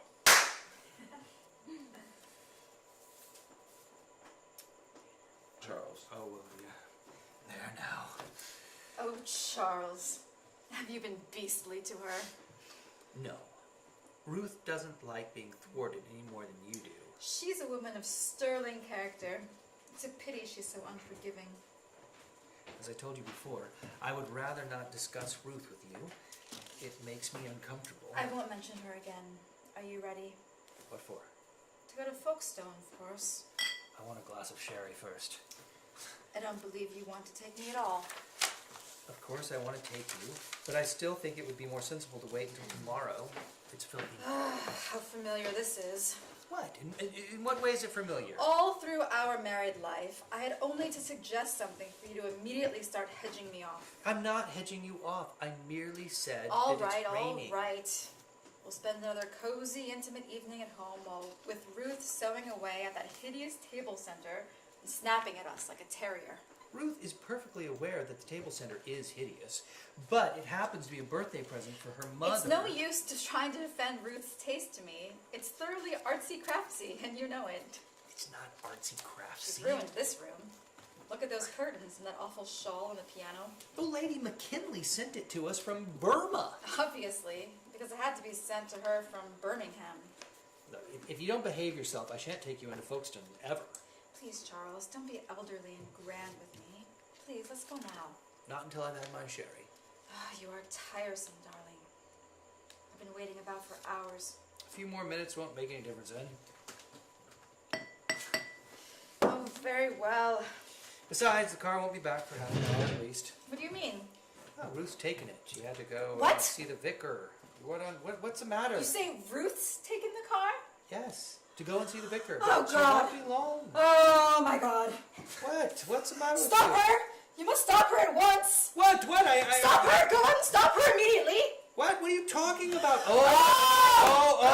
Hey! What have you done? What did you do?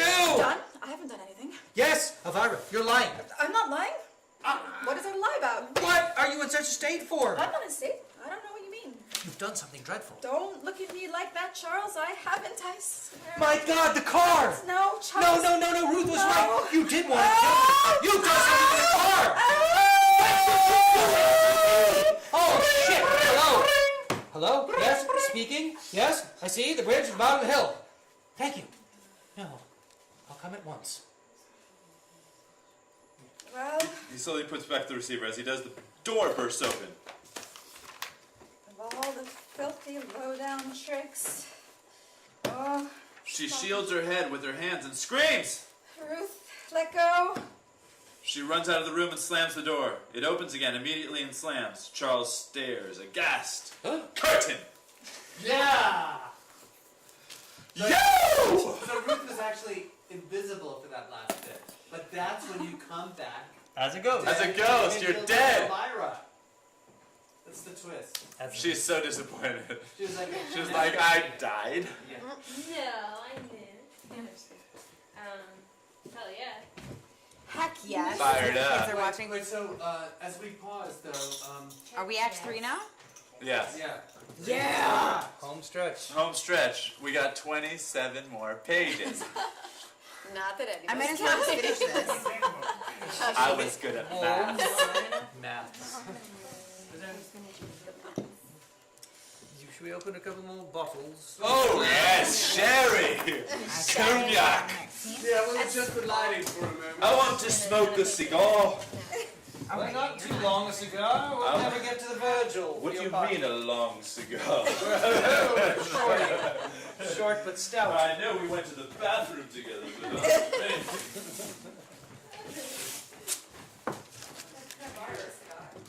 what's that? I think that's Carol Ann What's that? or Catherine do have cigarettes. Well, it's I a have lot brighter cigarettes. in the I don't bottom have cigars. because there's a hole right there.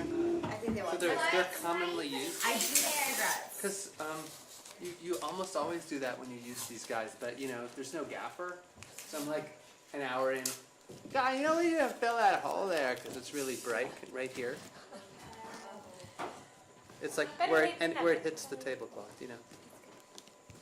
So is this the last scene? The last act. Yes. There's Yeah. a couple more scenes, but it's one act. One act is left. Are you getting sleepy? You're doing great You're though, okay? Chloe. Oh my God, what a superstar! What a superstar!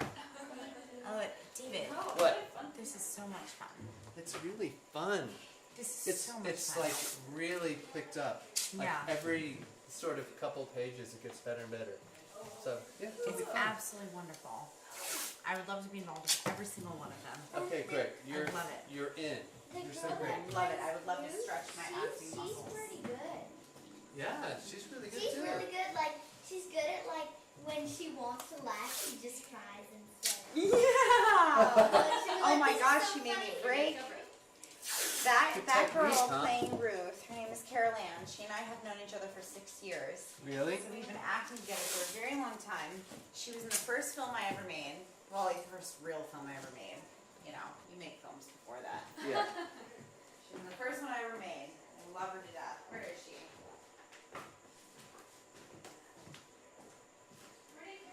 Let's make sure there's still some more wine. Glass is empty. You know, it'd be great to not have it quite so hot though. The next time we do one of these. Yes. I wasn't on top of my music cues either, right? What can I do? Well, so far you're doing great, Chloe. So Do you need an activity? No,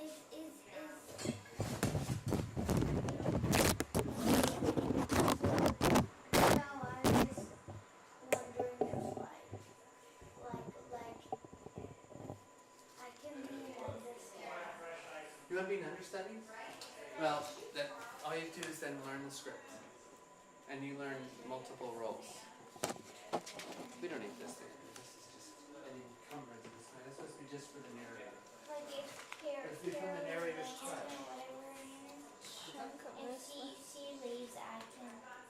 If she leaves, well, she can be the understudy for her, and then I can be the understudy for Edith. Yes, exactly. Yeah, you But can do it. Edith's big scene is coming up at the end. I want to do the big scene, but I don't know. I don't know the character. All you have to do is read it. You learn it by reading it. Let's all have a moment. Let's have a moment. Moment of drink.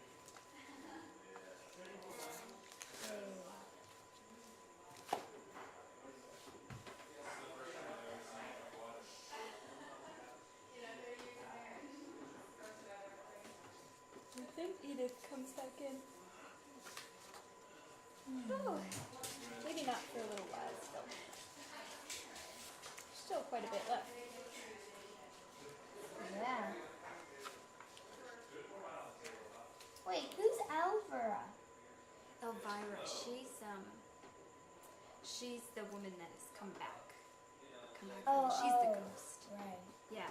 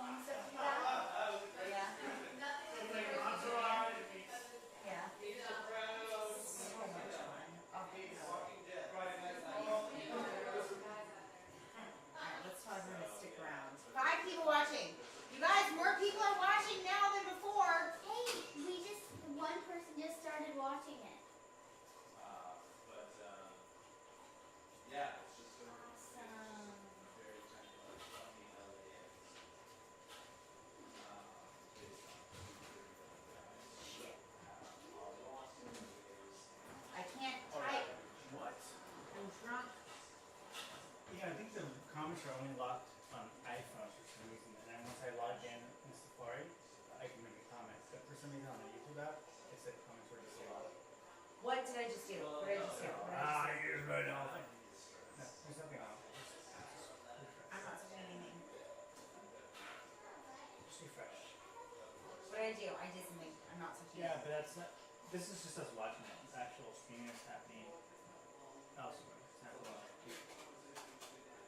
You guys using Wirecast? Yeah. Is that what you use? No. I stream straight through YouTube because I'm just using my webcam right now. Okay. But eventually I'll use Elgato to live stream my video. I live stream every Saturday. So every I think Saturday. you posted something once on Facebook. I rarely post on Facebook because Facebook is a lot of my like actual friends, while like Twitter and Instagram are like the fans. Okay. So like I normally post my stuff to Twitter and Instagram, and then Facebook if I'm like really excited about it. This I post on Facebook. My mom won't watch though. I feel like we should have something going on. I'm gonna go sit in front of the camera and do some goofy Well, shit. they have Wirecast for YouTube. That's free. Wirecast for YouTube? It's called Wirecast for YouTube. You can get Well, it for free. ideally, I want to start because YouTube has offered me beta tests before. So I'd like to start just using YouTube products so that they see that I'm like actively wanting to use their products. Yeah. And YouTube recently bought Twitch, and Twitch Yeah. is their highest form of streaming. Like millions and millions and millions of people do Twitch, so I may go that direction.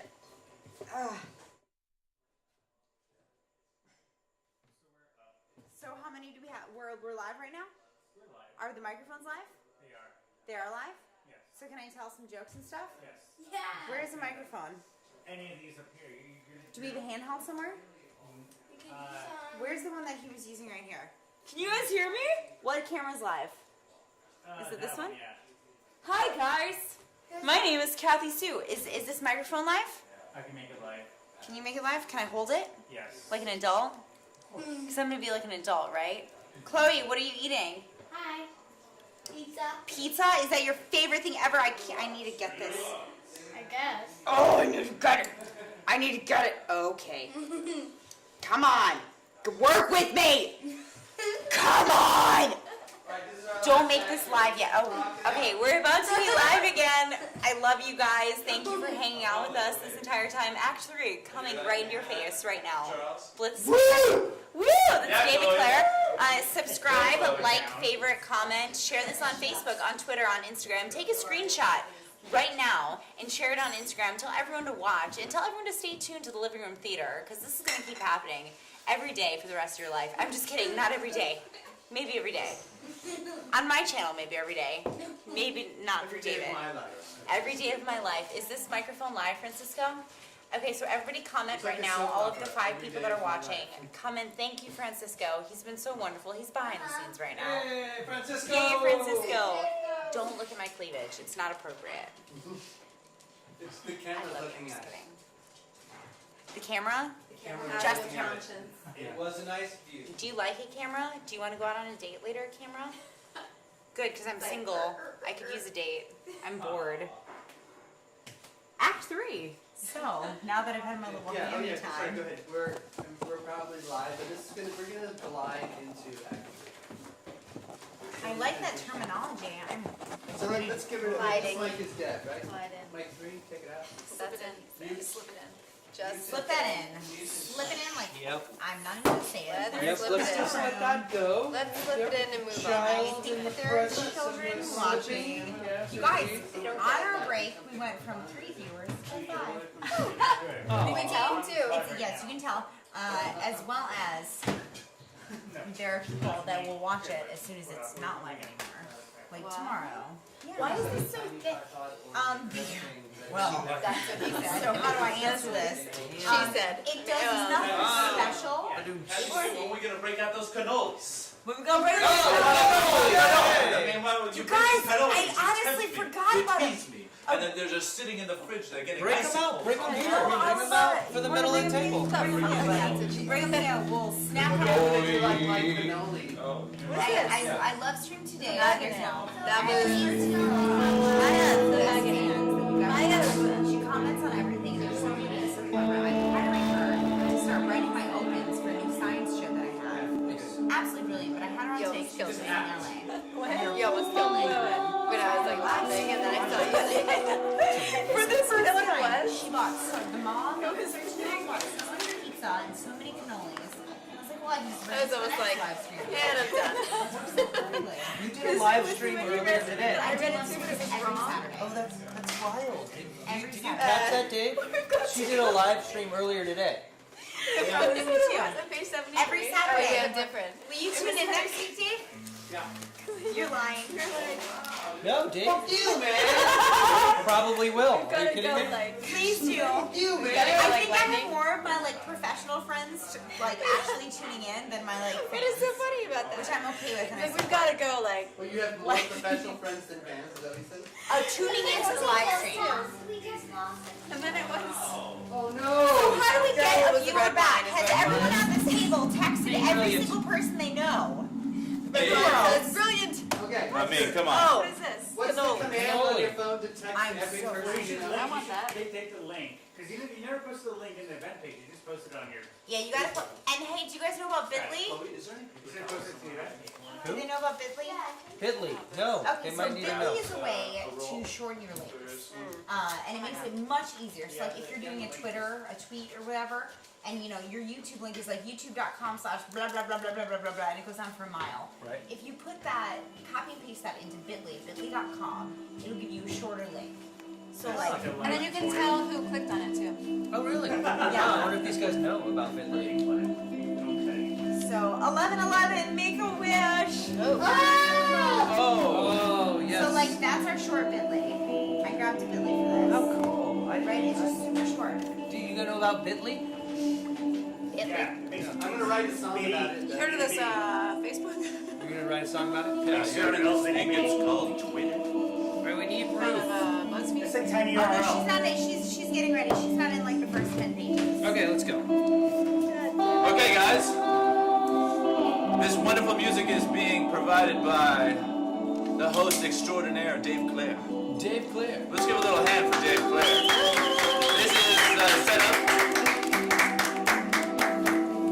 And beautiful finger picking there. Love that. Very dexterous. I'm getting ready, you know, for like Act 3. Yes, Act 3, people. Act 3 is the time in evening a few days later when we last left off. Charles is standing before the fire, Kind of a little blown out over there. blown out. Chloe, that camera's blown out. Take care of that. Yeah, lower the f-stop. Chloe, how old are you? We found a cannoli. Ah, cannoli. 12? Ah. It's a Well, you're cannoli. 10. You're 10. We have a 10-year-old camera operator, and she's doing an excellent job. Round of applause for Chloe! Chloe Clare. Chloe Claire, what a name! Almost sounds like my favorite dessert. You've got to become famous because Chloe Claire is just a really good name, Is a cool name. and you're a cool person. Be a great director's name. Or Chloe Claire cinematographer. and the cannoli. Well, There's listen a to the famous French director. Or band. Claire. or a band. Oh. Very Claire and the emo. cannoli. Gonna be Yeah. super emo. That is a very sweet and delicious cannoli. Oh, Glad you guys enjoyed it. It comes from Lucifer's That's right. Pizza, not sponsored. Just saying.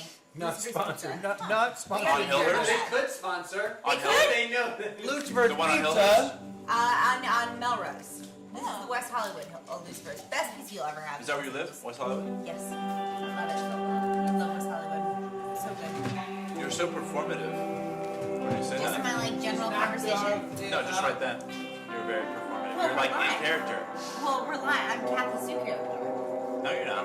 No, I'm not. I don't All know what I right, am. before we get into anymore. this existential conversation, shall we finish the play? The time is evening, a few days later. Charles is standing before the fire, which he actually is a little bit. Yes, indeed. He is in deep mourning. He finishes his coffee, puts the cup down on the mantelpiece, lights a cigarette, and settles himself comfortably in an armchair. He adjusts a reading lamp and with a sigh of well-being opens a novel and begins to read. There is a ring at the front doorbell. Ding dong. With an exclamation of annoyance, he puts down the book, gets up, and goes out into the hall. After a moment or so, Madame Arcady comes in. Charles follows her and shuts the door. Madame Arcady is wearing the strange, rather barbaric evening clothes that she wore in Act 1. I hope you will not consider this an intrusion, Mr. Condamine. Not at all. Please, sit down, won't you? Thank you. Would you like some coffee or a liqueur? No, thank you. I had to come, Mr. Condamine. Yes. I felt a tremendous urge, like a rushing wind. So I hopped on my bike, and here I am. It was very kind of you. No, not kind at all. It was my duty. I know it strongly. Duty? I reproach myself bitterly, you know. Well, please don't. There's no necessity for that. I allowed myself to get into a huff the other day with your late wife. I rode all the way home in the grip of a temper, Mr. Condamine, and I have regretted it ever since. My dear Madam... Please let me go on. Mine is the shame, mine is the blame. I shall never forgive myself. Had I not been so impetuous, had I listened to the cool voice of reason,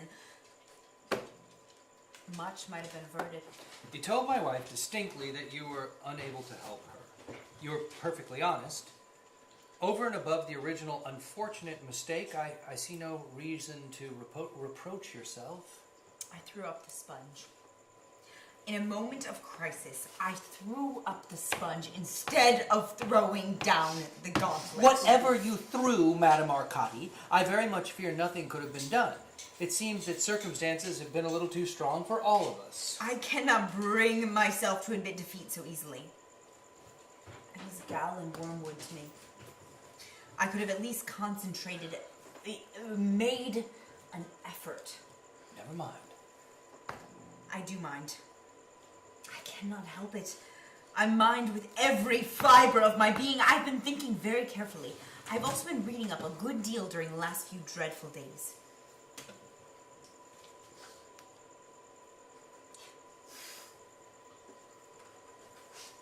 I gather we are alone. My first wife is not in the room. She's upstairs lying down. The funeral exhausted her. I imagine that my second wife is with her, but of course I have no way of knowing for certain. You have remarked no difference in the texture of your first wife since the accident. No, she seems much as usual, a little under the weather, perhaps a trifle low-spirited, but that's all. Well, that washes out. Yeah, I'm afraid I don't understand. Just a little theory I had.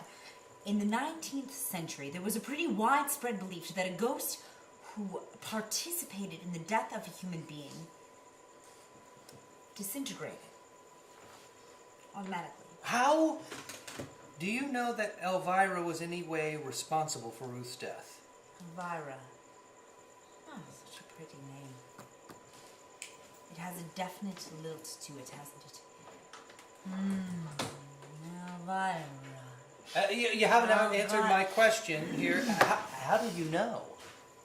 It came to me last night, Mr. Condamine. It came to me in a blinding flash. I had just finished my Ovaltine and turned the light out when I suddenly started up in bed with a loud cry, "Great Scott, I've got it!" I said. After that, I began to put two and two together. At 3 in the morning, with my brain fairly seething, I went to work on my crystal for a little bit. And now, it wasn't very satisfactory. Cloudy, you know. Well, look, I'd very much like to oblige you if you'd keep any theories you have regarding my wife's death to yourself, Madame Arcati. My one desire, Mr. Condamine, is to help you. That is my one desire. I feel I have been dreadfully remiss over the whole affair. Not only remiss, but untidy. Okay, I'm afraid there's nothing whatever to be done. But there is! There is! I have found a formula! Here it is. I copied it out of Edmund's Witchcraft and Spyways. What the hell are you talking about? Pluck up your heart, Mr. Condamine. All is not lost. Now look here, Madame Arcati. You are still anxious to dematerialize your first wife, I suppose. Well, of course I am. I want to dematerialize her. I'm perfectly furiously with her, but I don't know that that's... What? Well, she's been very upset for the last few days. You see, apart from being angry with her, me being angry with her, which she always hated even when she was alive. Ruth, my second wife, has hardly left her side for a moment. And you have to see that she's having a pretty bad time with one thing and another coming back Your in spirit. delicacy of feeling does you credit, but I must say, if you will forgive my blindness, Mr. Condamine, you're a damn fool. Wait a second.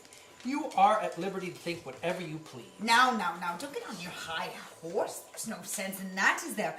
I have a formula here that I think will be able to get rid of her without hurting her feelings in the least. It's extremely simple and requires nothing more than complete concentration from you and a minor trance from me. I may even be able to manage it without lying down. Honestly, I would rather that you just went home and... Charles. What on earth's the matter? Oh, what's she doing here? She came here to offer me her condolences. They should have been congratulations. Please don't say things like that, Elvira. It's in the worst possible taste. Madame Arcadi, allow me to introduce my first wife, Elvira. How do you do? What does she want, Charles? Send her away. In what part of the room is she at the moment? Well, she's moving about kind of rapidly. I'll tell you when she settles down. She's the one who got me here in the first place, isn't she? Yes.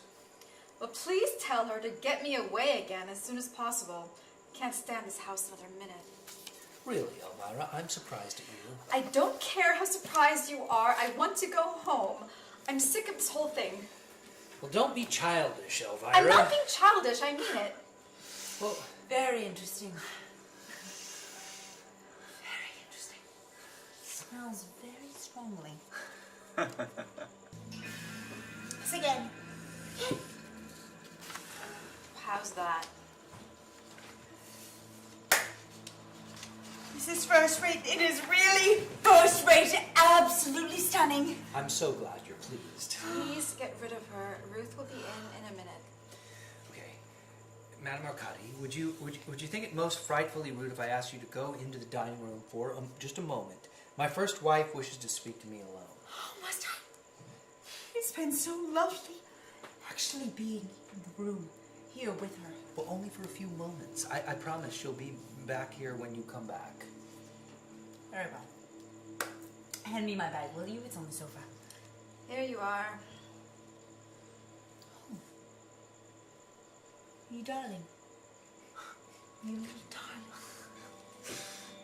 Madame Arcadi, humming ecstatically, goes into the dining room and shuts the door. How good is she really? I don't know. Do you think she could really get me back again? My dear child. And don't call me your dear child. It's smug and supercilious. There's no need to be rude. The whole thing's been a failure. A miserable, dreary failure. Oh, what high hopes I started out with. You can't expect much sympathy from me, you know. I am perfectly aware that your highest hope was to murder me. Don't put it like that. It sounds so beastly.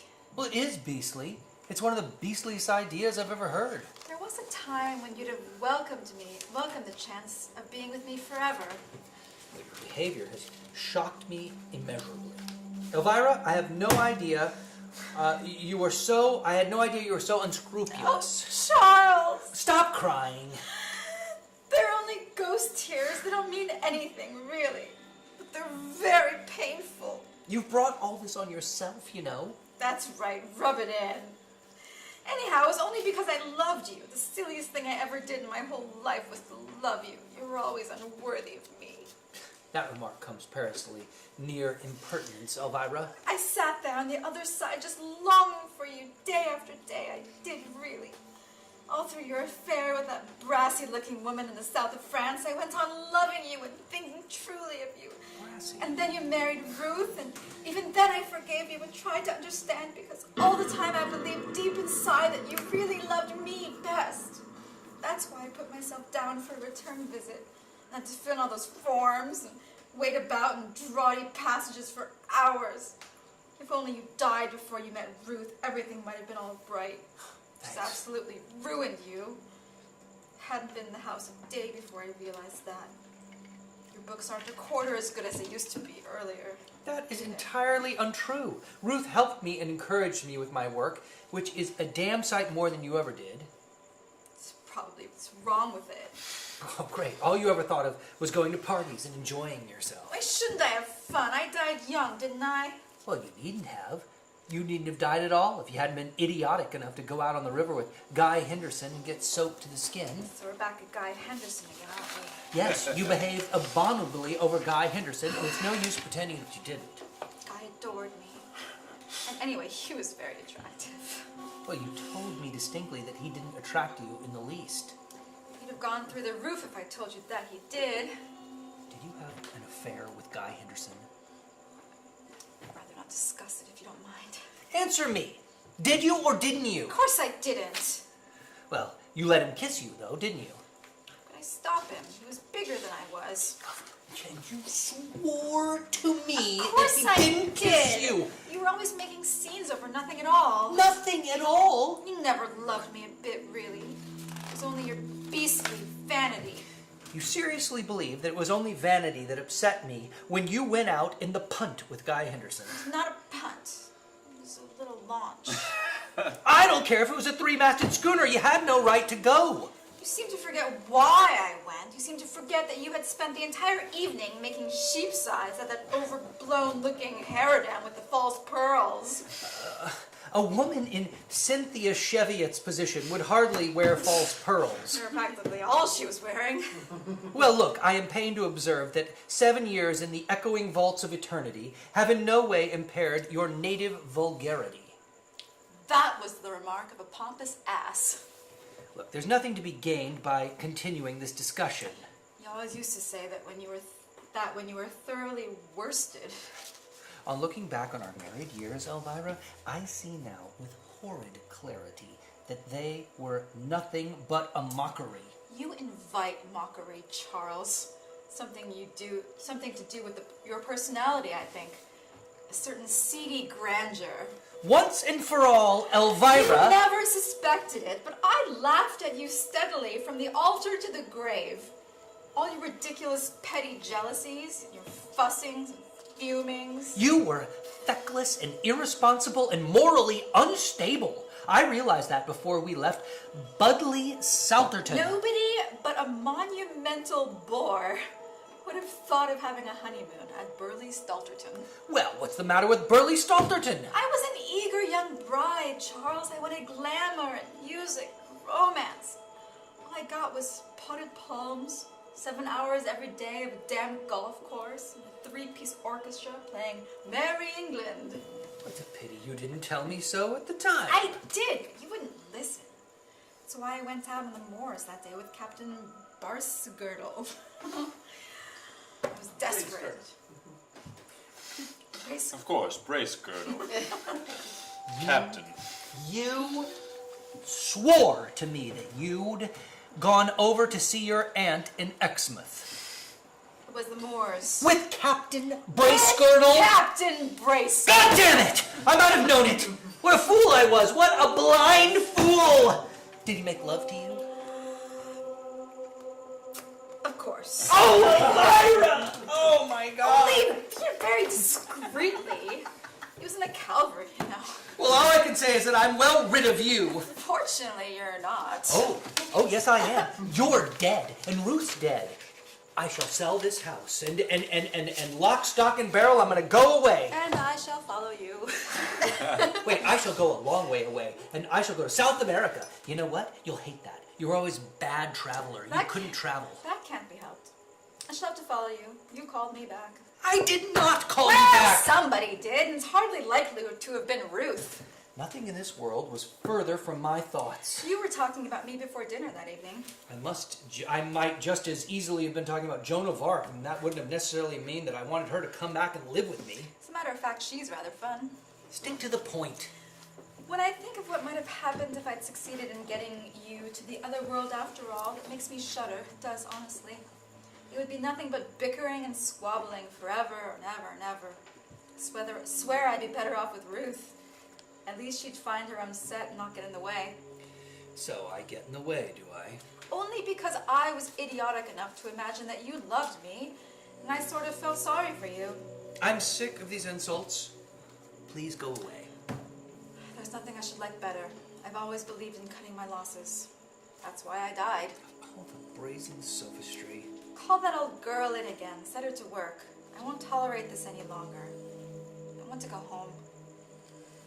For heaven's sake. Call her in. She's got to get me out of this. I quite agree. The sooner the better. Madam Arcadi, would you please come in now? Is the darling still here? Yes, she is. Where? Where? Tell me where. Over by the piano, blowing her nose. My dear. Oh, my dear. Stop her fawning on me, Charles, or I shall break something. Elvira and I have discussed the whole situation, Madam Arcadi, and she wishes to go home immediately. Home? Wherever she came from. You don't think she would like to stay a few days longer? Well, I try to get things more organized. No, I want to go now. I could come and be with her. Here. I could bring my crystal. God forbid. We are both agreed that she must go as soon as possible. Please strain every nerve, Madam Arcadi. Make every effort. You said something about a formula? What is it? Well, you insist. I most emphatically do insist. Charles! Shut up. I can't guarantee anything, you know. I'll do my best. But it may not work. What is the formula? Nothing more than a little verse, really. It fell into disuse after the 17th century. I shall need some pepper and salt. Okay, there's some pepper and salt in the dining room. I'll get it.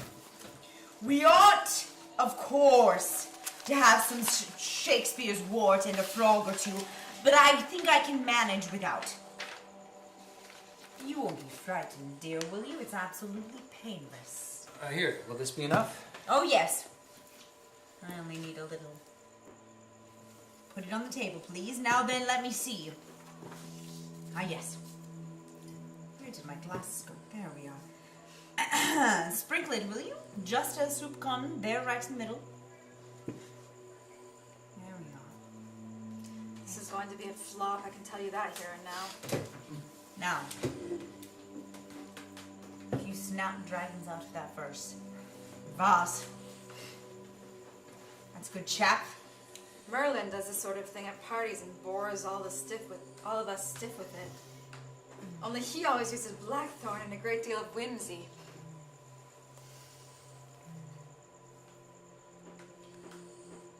Well, whatever you think's best, Madam Arcadi.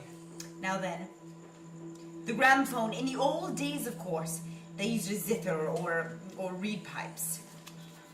She goes to the gramophone. We better have the same record we had before, I think. I'll get it. She takes out the record and puts it in the gramophone. Oh, yeah, not that song. If only that Mr. Amsworth of the Psychical Research Society could see this. He would have a fit, he really would. Don't start it yet, dear. Now then. Charles goes to the piano chair and brings it down to the table. Sit down, Mr. Condamine. Yes, doing it. Rest your hands on the table, but don't put your fingers in the pepper. I shall turn out the lights myself. Oh, shucks. I had nearly forgotten. She goes to the table and makes designs in sprinkled pepper and salt with her forefinger. One triangle, She consults the paper. one half circle, and one dot. There. This is a waste of time. She's a complete fake. Anything's worth trying. I'm as eager for it to succeed as you are. Don't make any mistake about that. But I lay you 10 to 1. It's a dead failure. Now, if your wife would be kind enough to lay on the sofa. Go on, Elvira. She lies down. This is sheer nonsense. Don't blame me if I get the giggles. Concentrate. Think of nothing. That's right. That's right. Quite right. Hands at the side. Legs extended. Breathe steadily. 1, 2. 1, 2. 1, 2. Is she comfortable? Are you comfortable, Elvira? No. She's quite comfortable. I shall join you in a moment, Mr. Condamine. I may have to go into a slight trance, but if I do, pay no attention. Now first, music. And away we go! Madame Arcati turns on the gramophone and stands quite still by the side of it, with her hands behind her head for a little. Then suddenly, with great swiftness, she runs to the door and switches out the lights. Her form can dimly be discerned moving about in the darkness. Charles gives a loud sneeze. Achoo! Oh dear, it's the pepper. Damn it! Hold on to yourself, concentrate! Madame Arcati recites in sing-song voice. Ghostly spectre, ghoul or fiend, nevermore thou convened. Shepherd's wart and holy rite, banish thee to the night! What a disagreeable little verse. Be quiet, Elvira.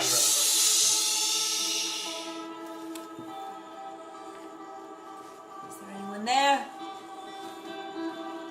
Is there anyone there? 1 rap for yes, 2 raps for no. Well, you answered before I could ask the question. Is there anyone there? Ah. Good stuff. Is it Daphne? Oh, you know, I'm sorry to bother you, my dear, but Mrs. Condamine wants to return. Now then, Daphne. Did you hear what I said? Can you help us? Hold tight! Mrs. Condamine is trying to break away!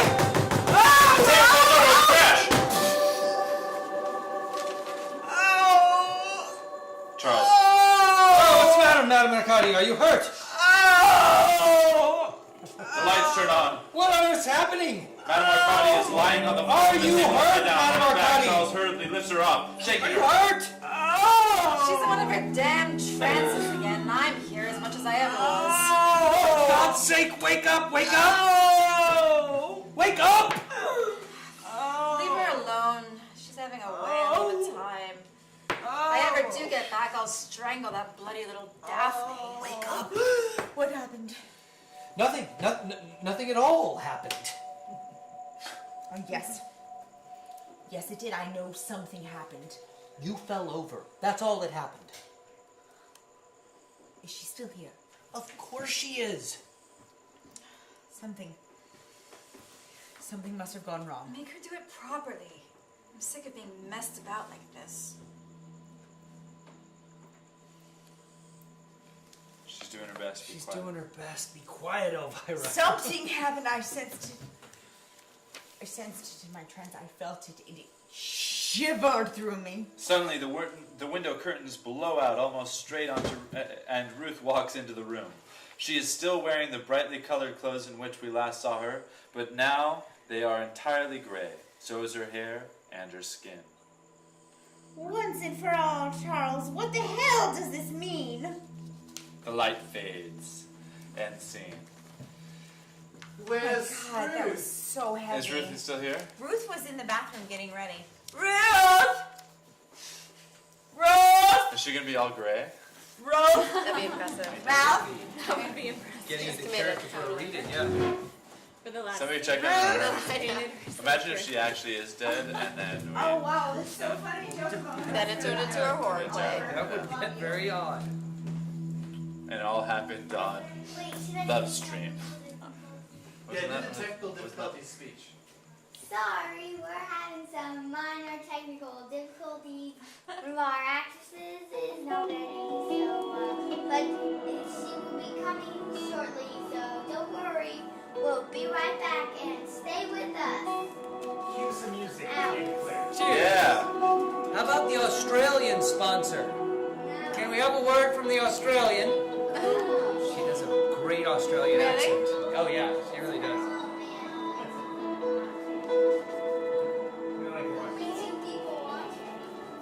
Two people watching is pretty impressive. Huh? I think that is pretty impressive. With it. What's up? All right, should you read There are Ruth? 2 people Oh, watching. she's watching. Gives a shit. One less. I And love I'm those two just. people. 9 pages. We love you. We love you, the two very last people. scene. We're almost done. Stay with us. Our audience of 2. Well, you know, then once we're done, it saves it as a video on YouTube. Oh, So cool. then we can send the link out to all the people that, you know, maybe I didn't tell my mom that this was happening and my mom would watch it. Yeah. Maybe That's it's cool. slow. Send a link. That's very cool. All right. Where's Ruth? Ruth, we're ready for you. Ruthie. We're on the final scene of the play, darling. Come join us for the Come, final Ruth. scene. Should we switch it up? Did this one play Ruth? I mean, we're on one last scene. Carol Ann! Damn it, Carol Ann. Does She Mrs. was Bradman washing her come hands. back? She was literally washing Does Annie come back? No. Annie and Oliver are done. The couple, the married couple are doesn't done. come back, so. You're bickering off This camera. is all about the Being sarcastic off camera. Yep. I'm being tweeted and Instagrammed from people saying having an absolute blast watching this group of people perform. So maybe it's more people in there than it's telling us. Okay, we're going to start the final scene. Here we go. Ah, there's Final Ruth. scene. Has changed her Well, no clothes. wonder. Holy shit. She does not look dead. This is what Ruth looks like dead. This is Ruth's transformation. Holy crap. Super hot dead Ruth. Lady in red. This is what it's like afterlife. Dead This is Ruth afterlife, is guys. dancing with me. Is that camera turning? Yeah, turn this camera. Whoa, So you whoa. go operate the camera. But I thought this was dead. Oh, you said it was dead. Welcome back, Ruth. Back from the Welcome back. She's Yeah. dead. So it's Okay. When the lights go up again, several hours have elapsed. The whole room is in slight disarray. There are birch branches and evergreens laid on the floor in front of the doors, and crossed birch branches pinned rather untidily onto the curtains. The furniture has been moved about a bit. On the bridge table, there is a pile of playing cards, Madame Arcadia's crystal on a Ouija board, also a plate of sandwiches and 2 empty beer mugs. Madame Arcadi is stretched out on the sofa with her eyes shut. Elvira is seated at the bridge table looking despondently at the debris. Ruth is by the fireplace, Charles walking irritably about the room. Well, we've done all we can, and I must say I couldn't be more exhausted. It'll be daylight soon.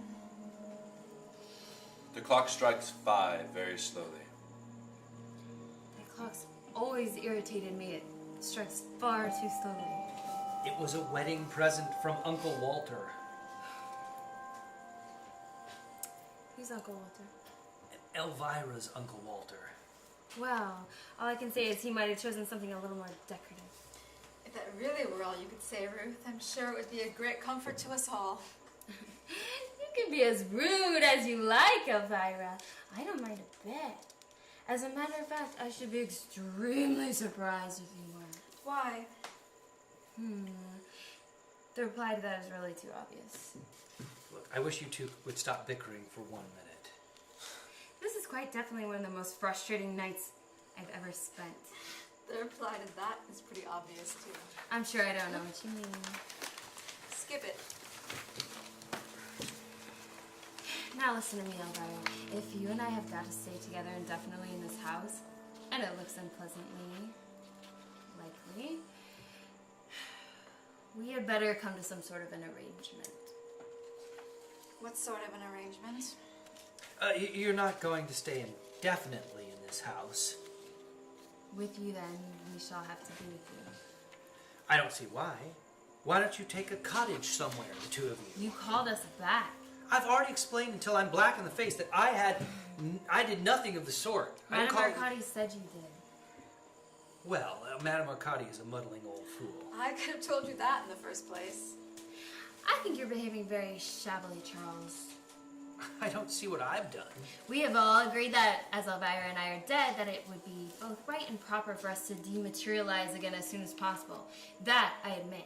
We have allowed ourselves to be subjected to the most humiliating hocus pocus for hours and hours without complaining. Without complaining. We've stood up, we've lain down, we've concentrated, we've sat interminably while the tiresome old woman excitedly, extremely, and flatteringly bursts at us. We've endured 5 seances. We've watched her fling herself in and out of trances until we're dizzy, and at the end of it all, we find ourselves exactly where we were at the beginning. Well, it's not my fault. Be that as it may, the least you could do is to admit the failure gracefully and try to make the best of it. Your manners are boorish to a degree. Look, I'm just exhausted as you are, and I've had to do all this damn table tapping, remember? If she can't get us back, you can't, and that's that. We shall have to think of something else. She must get you back. Anything else is unthinkable. That's gratitude for you.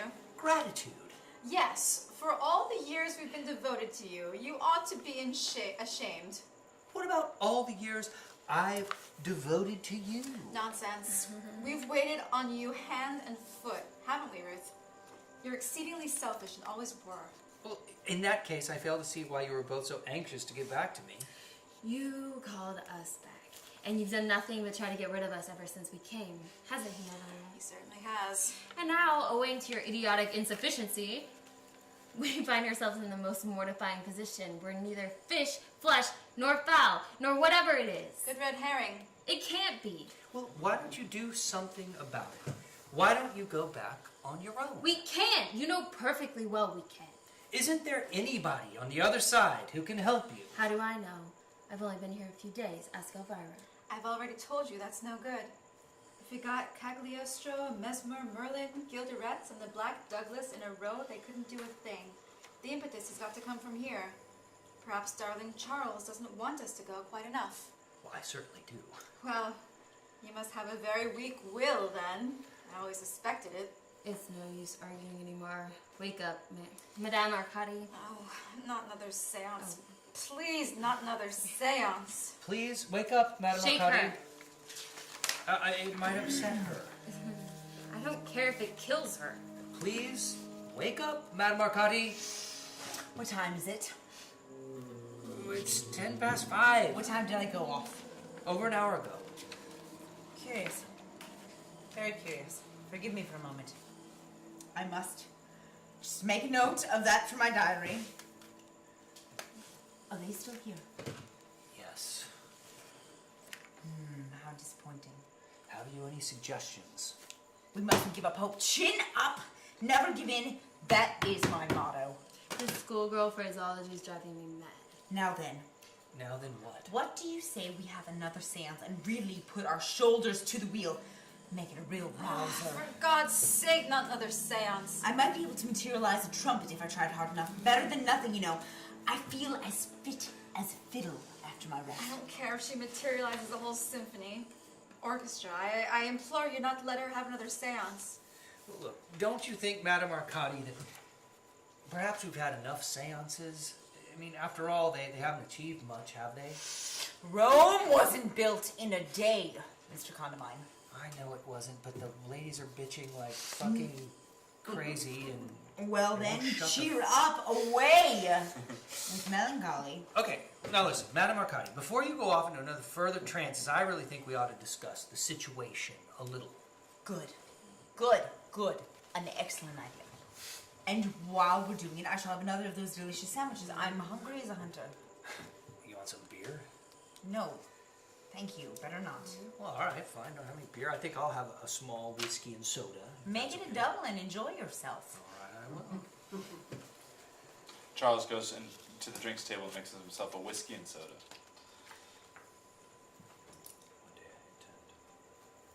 One day I intend to give myself the pleasure of telling Madame Arcadi exactly what I think of her.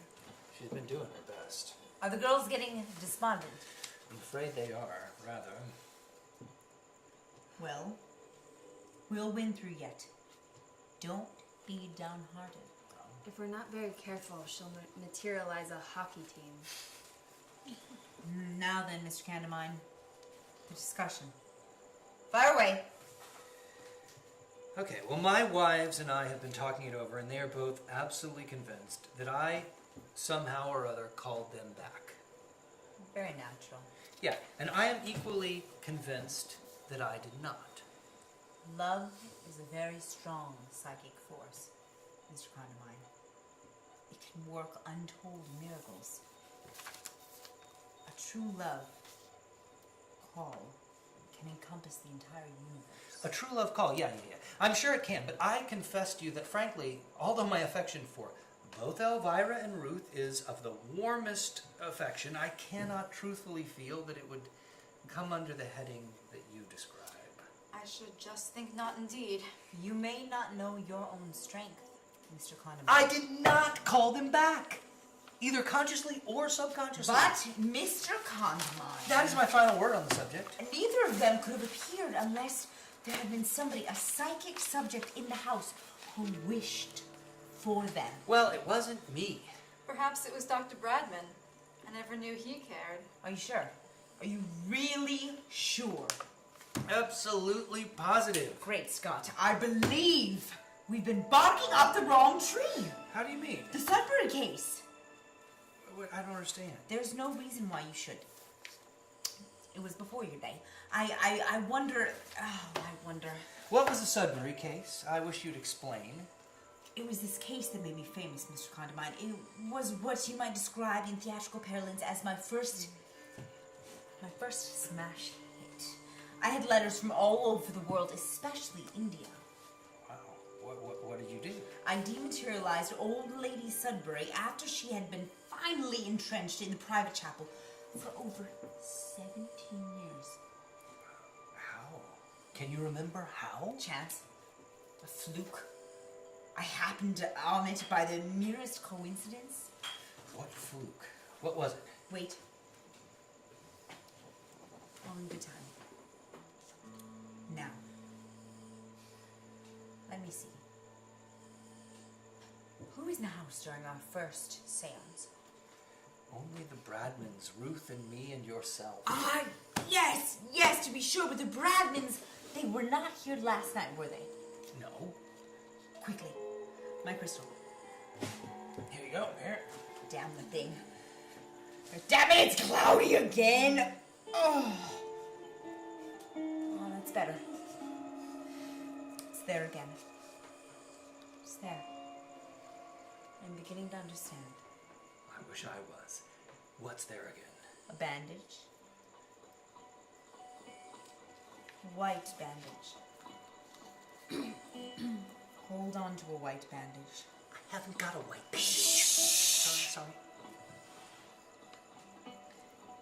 She's too good, you know. She ought to be in a circus. Madame Arcadi advances to the middle of the room and raises her arm slowly. She begins to intone. Be you in nook or cranny, answer me. Do you in still room or closet, answer me. Do you beneath the panel above the stairs, beneath the eaves, waking or asleep, answer me. That ought to do it, or I'm a Dutchman. Do what? Hush! Wait. She picks up one of the birch branches and waves it solemnly and to and fro. For God's sake, don't let her throw any more of that garlic about. It's nearly made me sick last time. Would you like the gramophone on or the lights out or anything? Oh, no. It's very near. It's very near. If it's a ghost, I shall scream. I hope it's no one we know. I shall feel so silly. Suddenly the door opens and Edith comes into the room. She is wearing a pink flannel dressing gown and bedroom slippers. Her head is bandaged. Did you ring, sir? The bandage. The white bandage! No, Edith. I'm sorry, sir. I could have sworn I heard the bell or somebody calling. I was asleep. I don't rightly know which it was. Come here, child. Oh! Go on. Go to Madame Arcadi. It's quite all right. Who do you see in this room, child? Oh, dear. Answer, please. You, madam. And go on. The master? Anyone else? Oh, no, madam. Look again. I don't understand, sir. Come, child. Don't beat around the bush. Look again. Do concentrate, Elvira, and keep still. I can't. Do you see anyone else now? Oh, no, madam. She's lying. Oh, madam. They always do. They? Where are they now? By the fireplace. Oh. She can see them. Do you mean she can see them? Probably not very clearly, but enough. Let me go. I haven't done nothing nor seen nobody. Let me go back to bed. Give her a sandwich. I don't want a sandwich. I want to go back to bed. Here, Edith.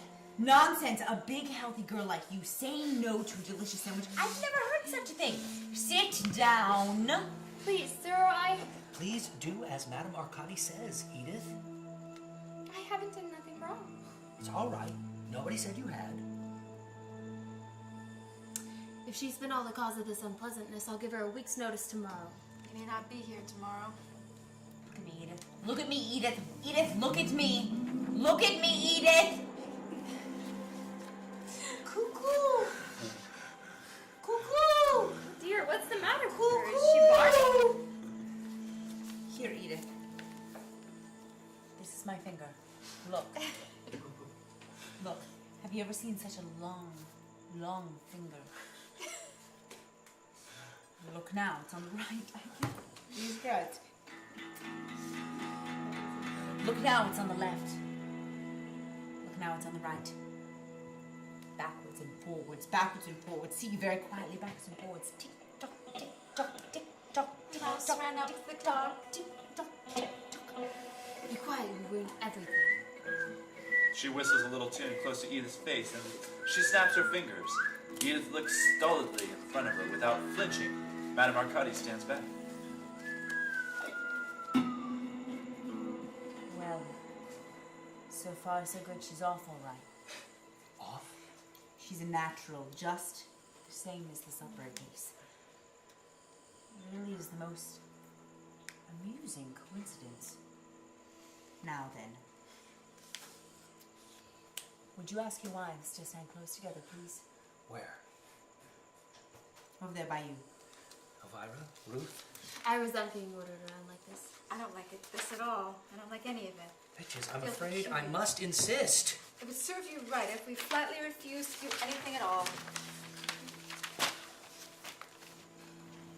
Are you sorry for having been so mischievous, Edith?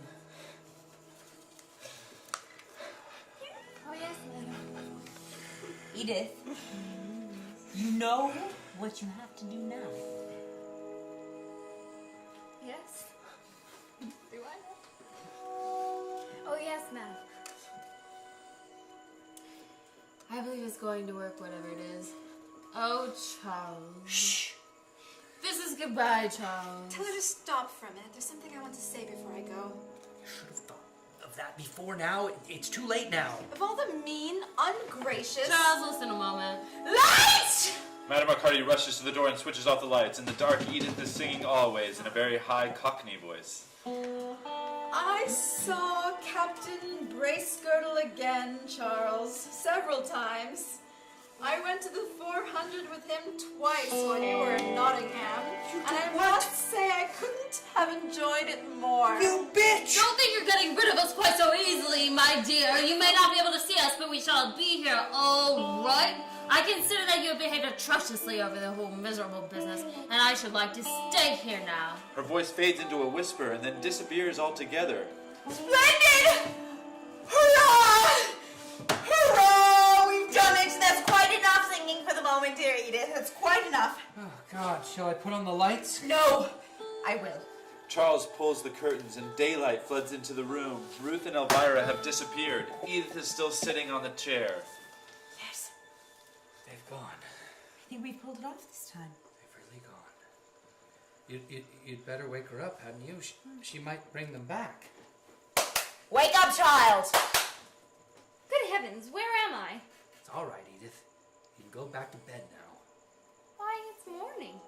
Yes, I know it is. But I was in bed. How did I get down here? I rang, Edith. I rang the bell and you answered it. Didn't I, Madame Arcadi? Did I drop off? Do you think it's my concussion again?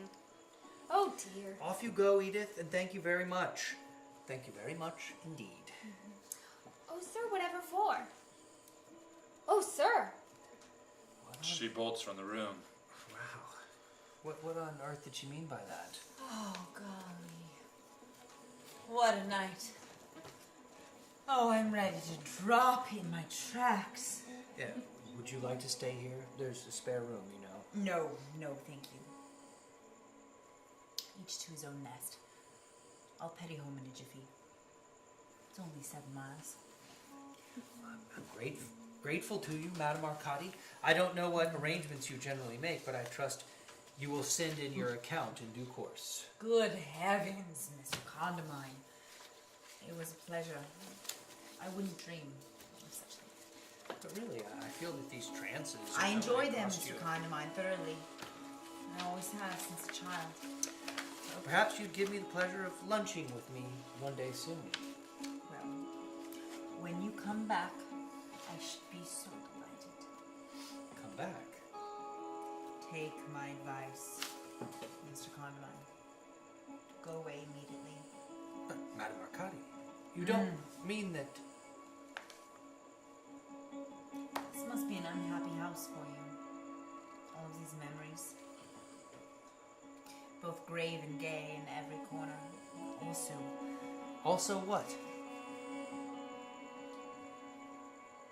There are more things in heaven and earth, Mr. Condamine.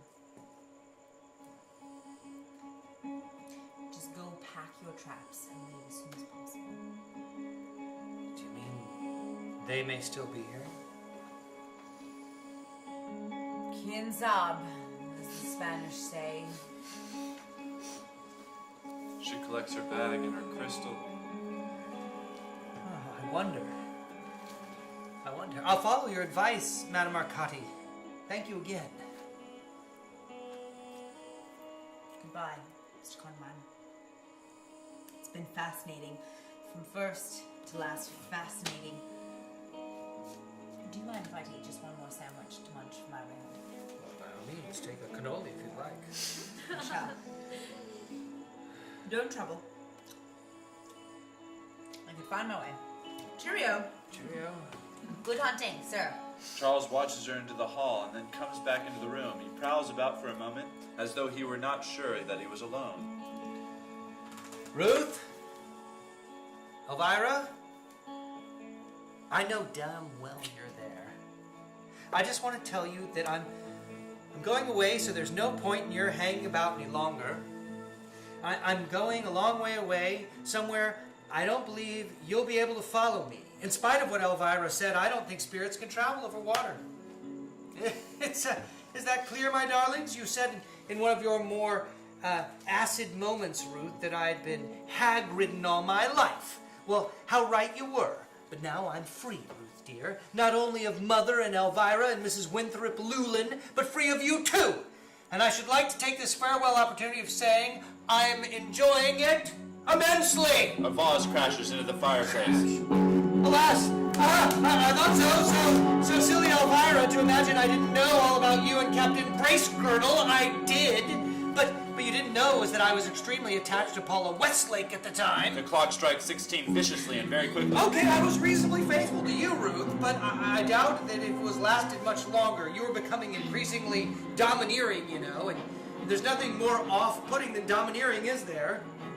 A large picture falls down with a crash. Goodbye for the moment, my dears. I expect we are bound to meet again one day, but until then I'm going to enjoy myself as I've never enjoyed myself before. Bye! You can break up the house as much as you like. Come out of here! Thank you, bye! Okay, nice work, Ruth. You get Elvira to help you persevere. Goodbye again. The overmantel begins to shake in terror and Parting is tremble as though such someone is tugging sweet at it. sorrow, bitches!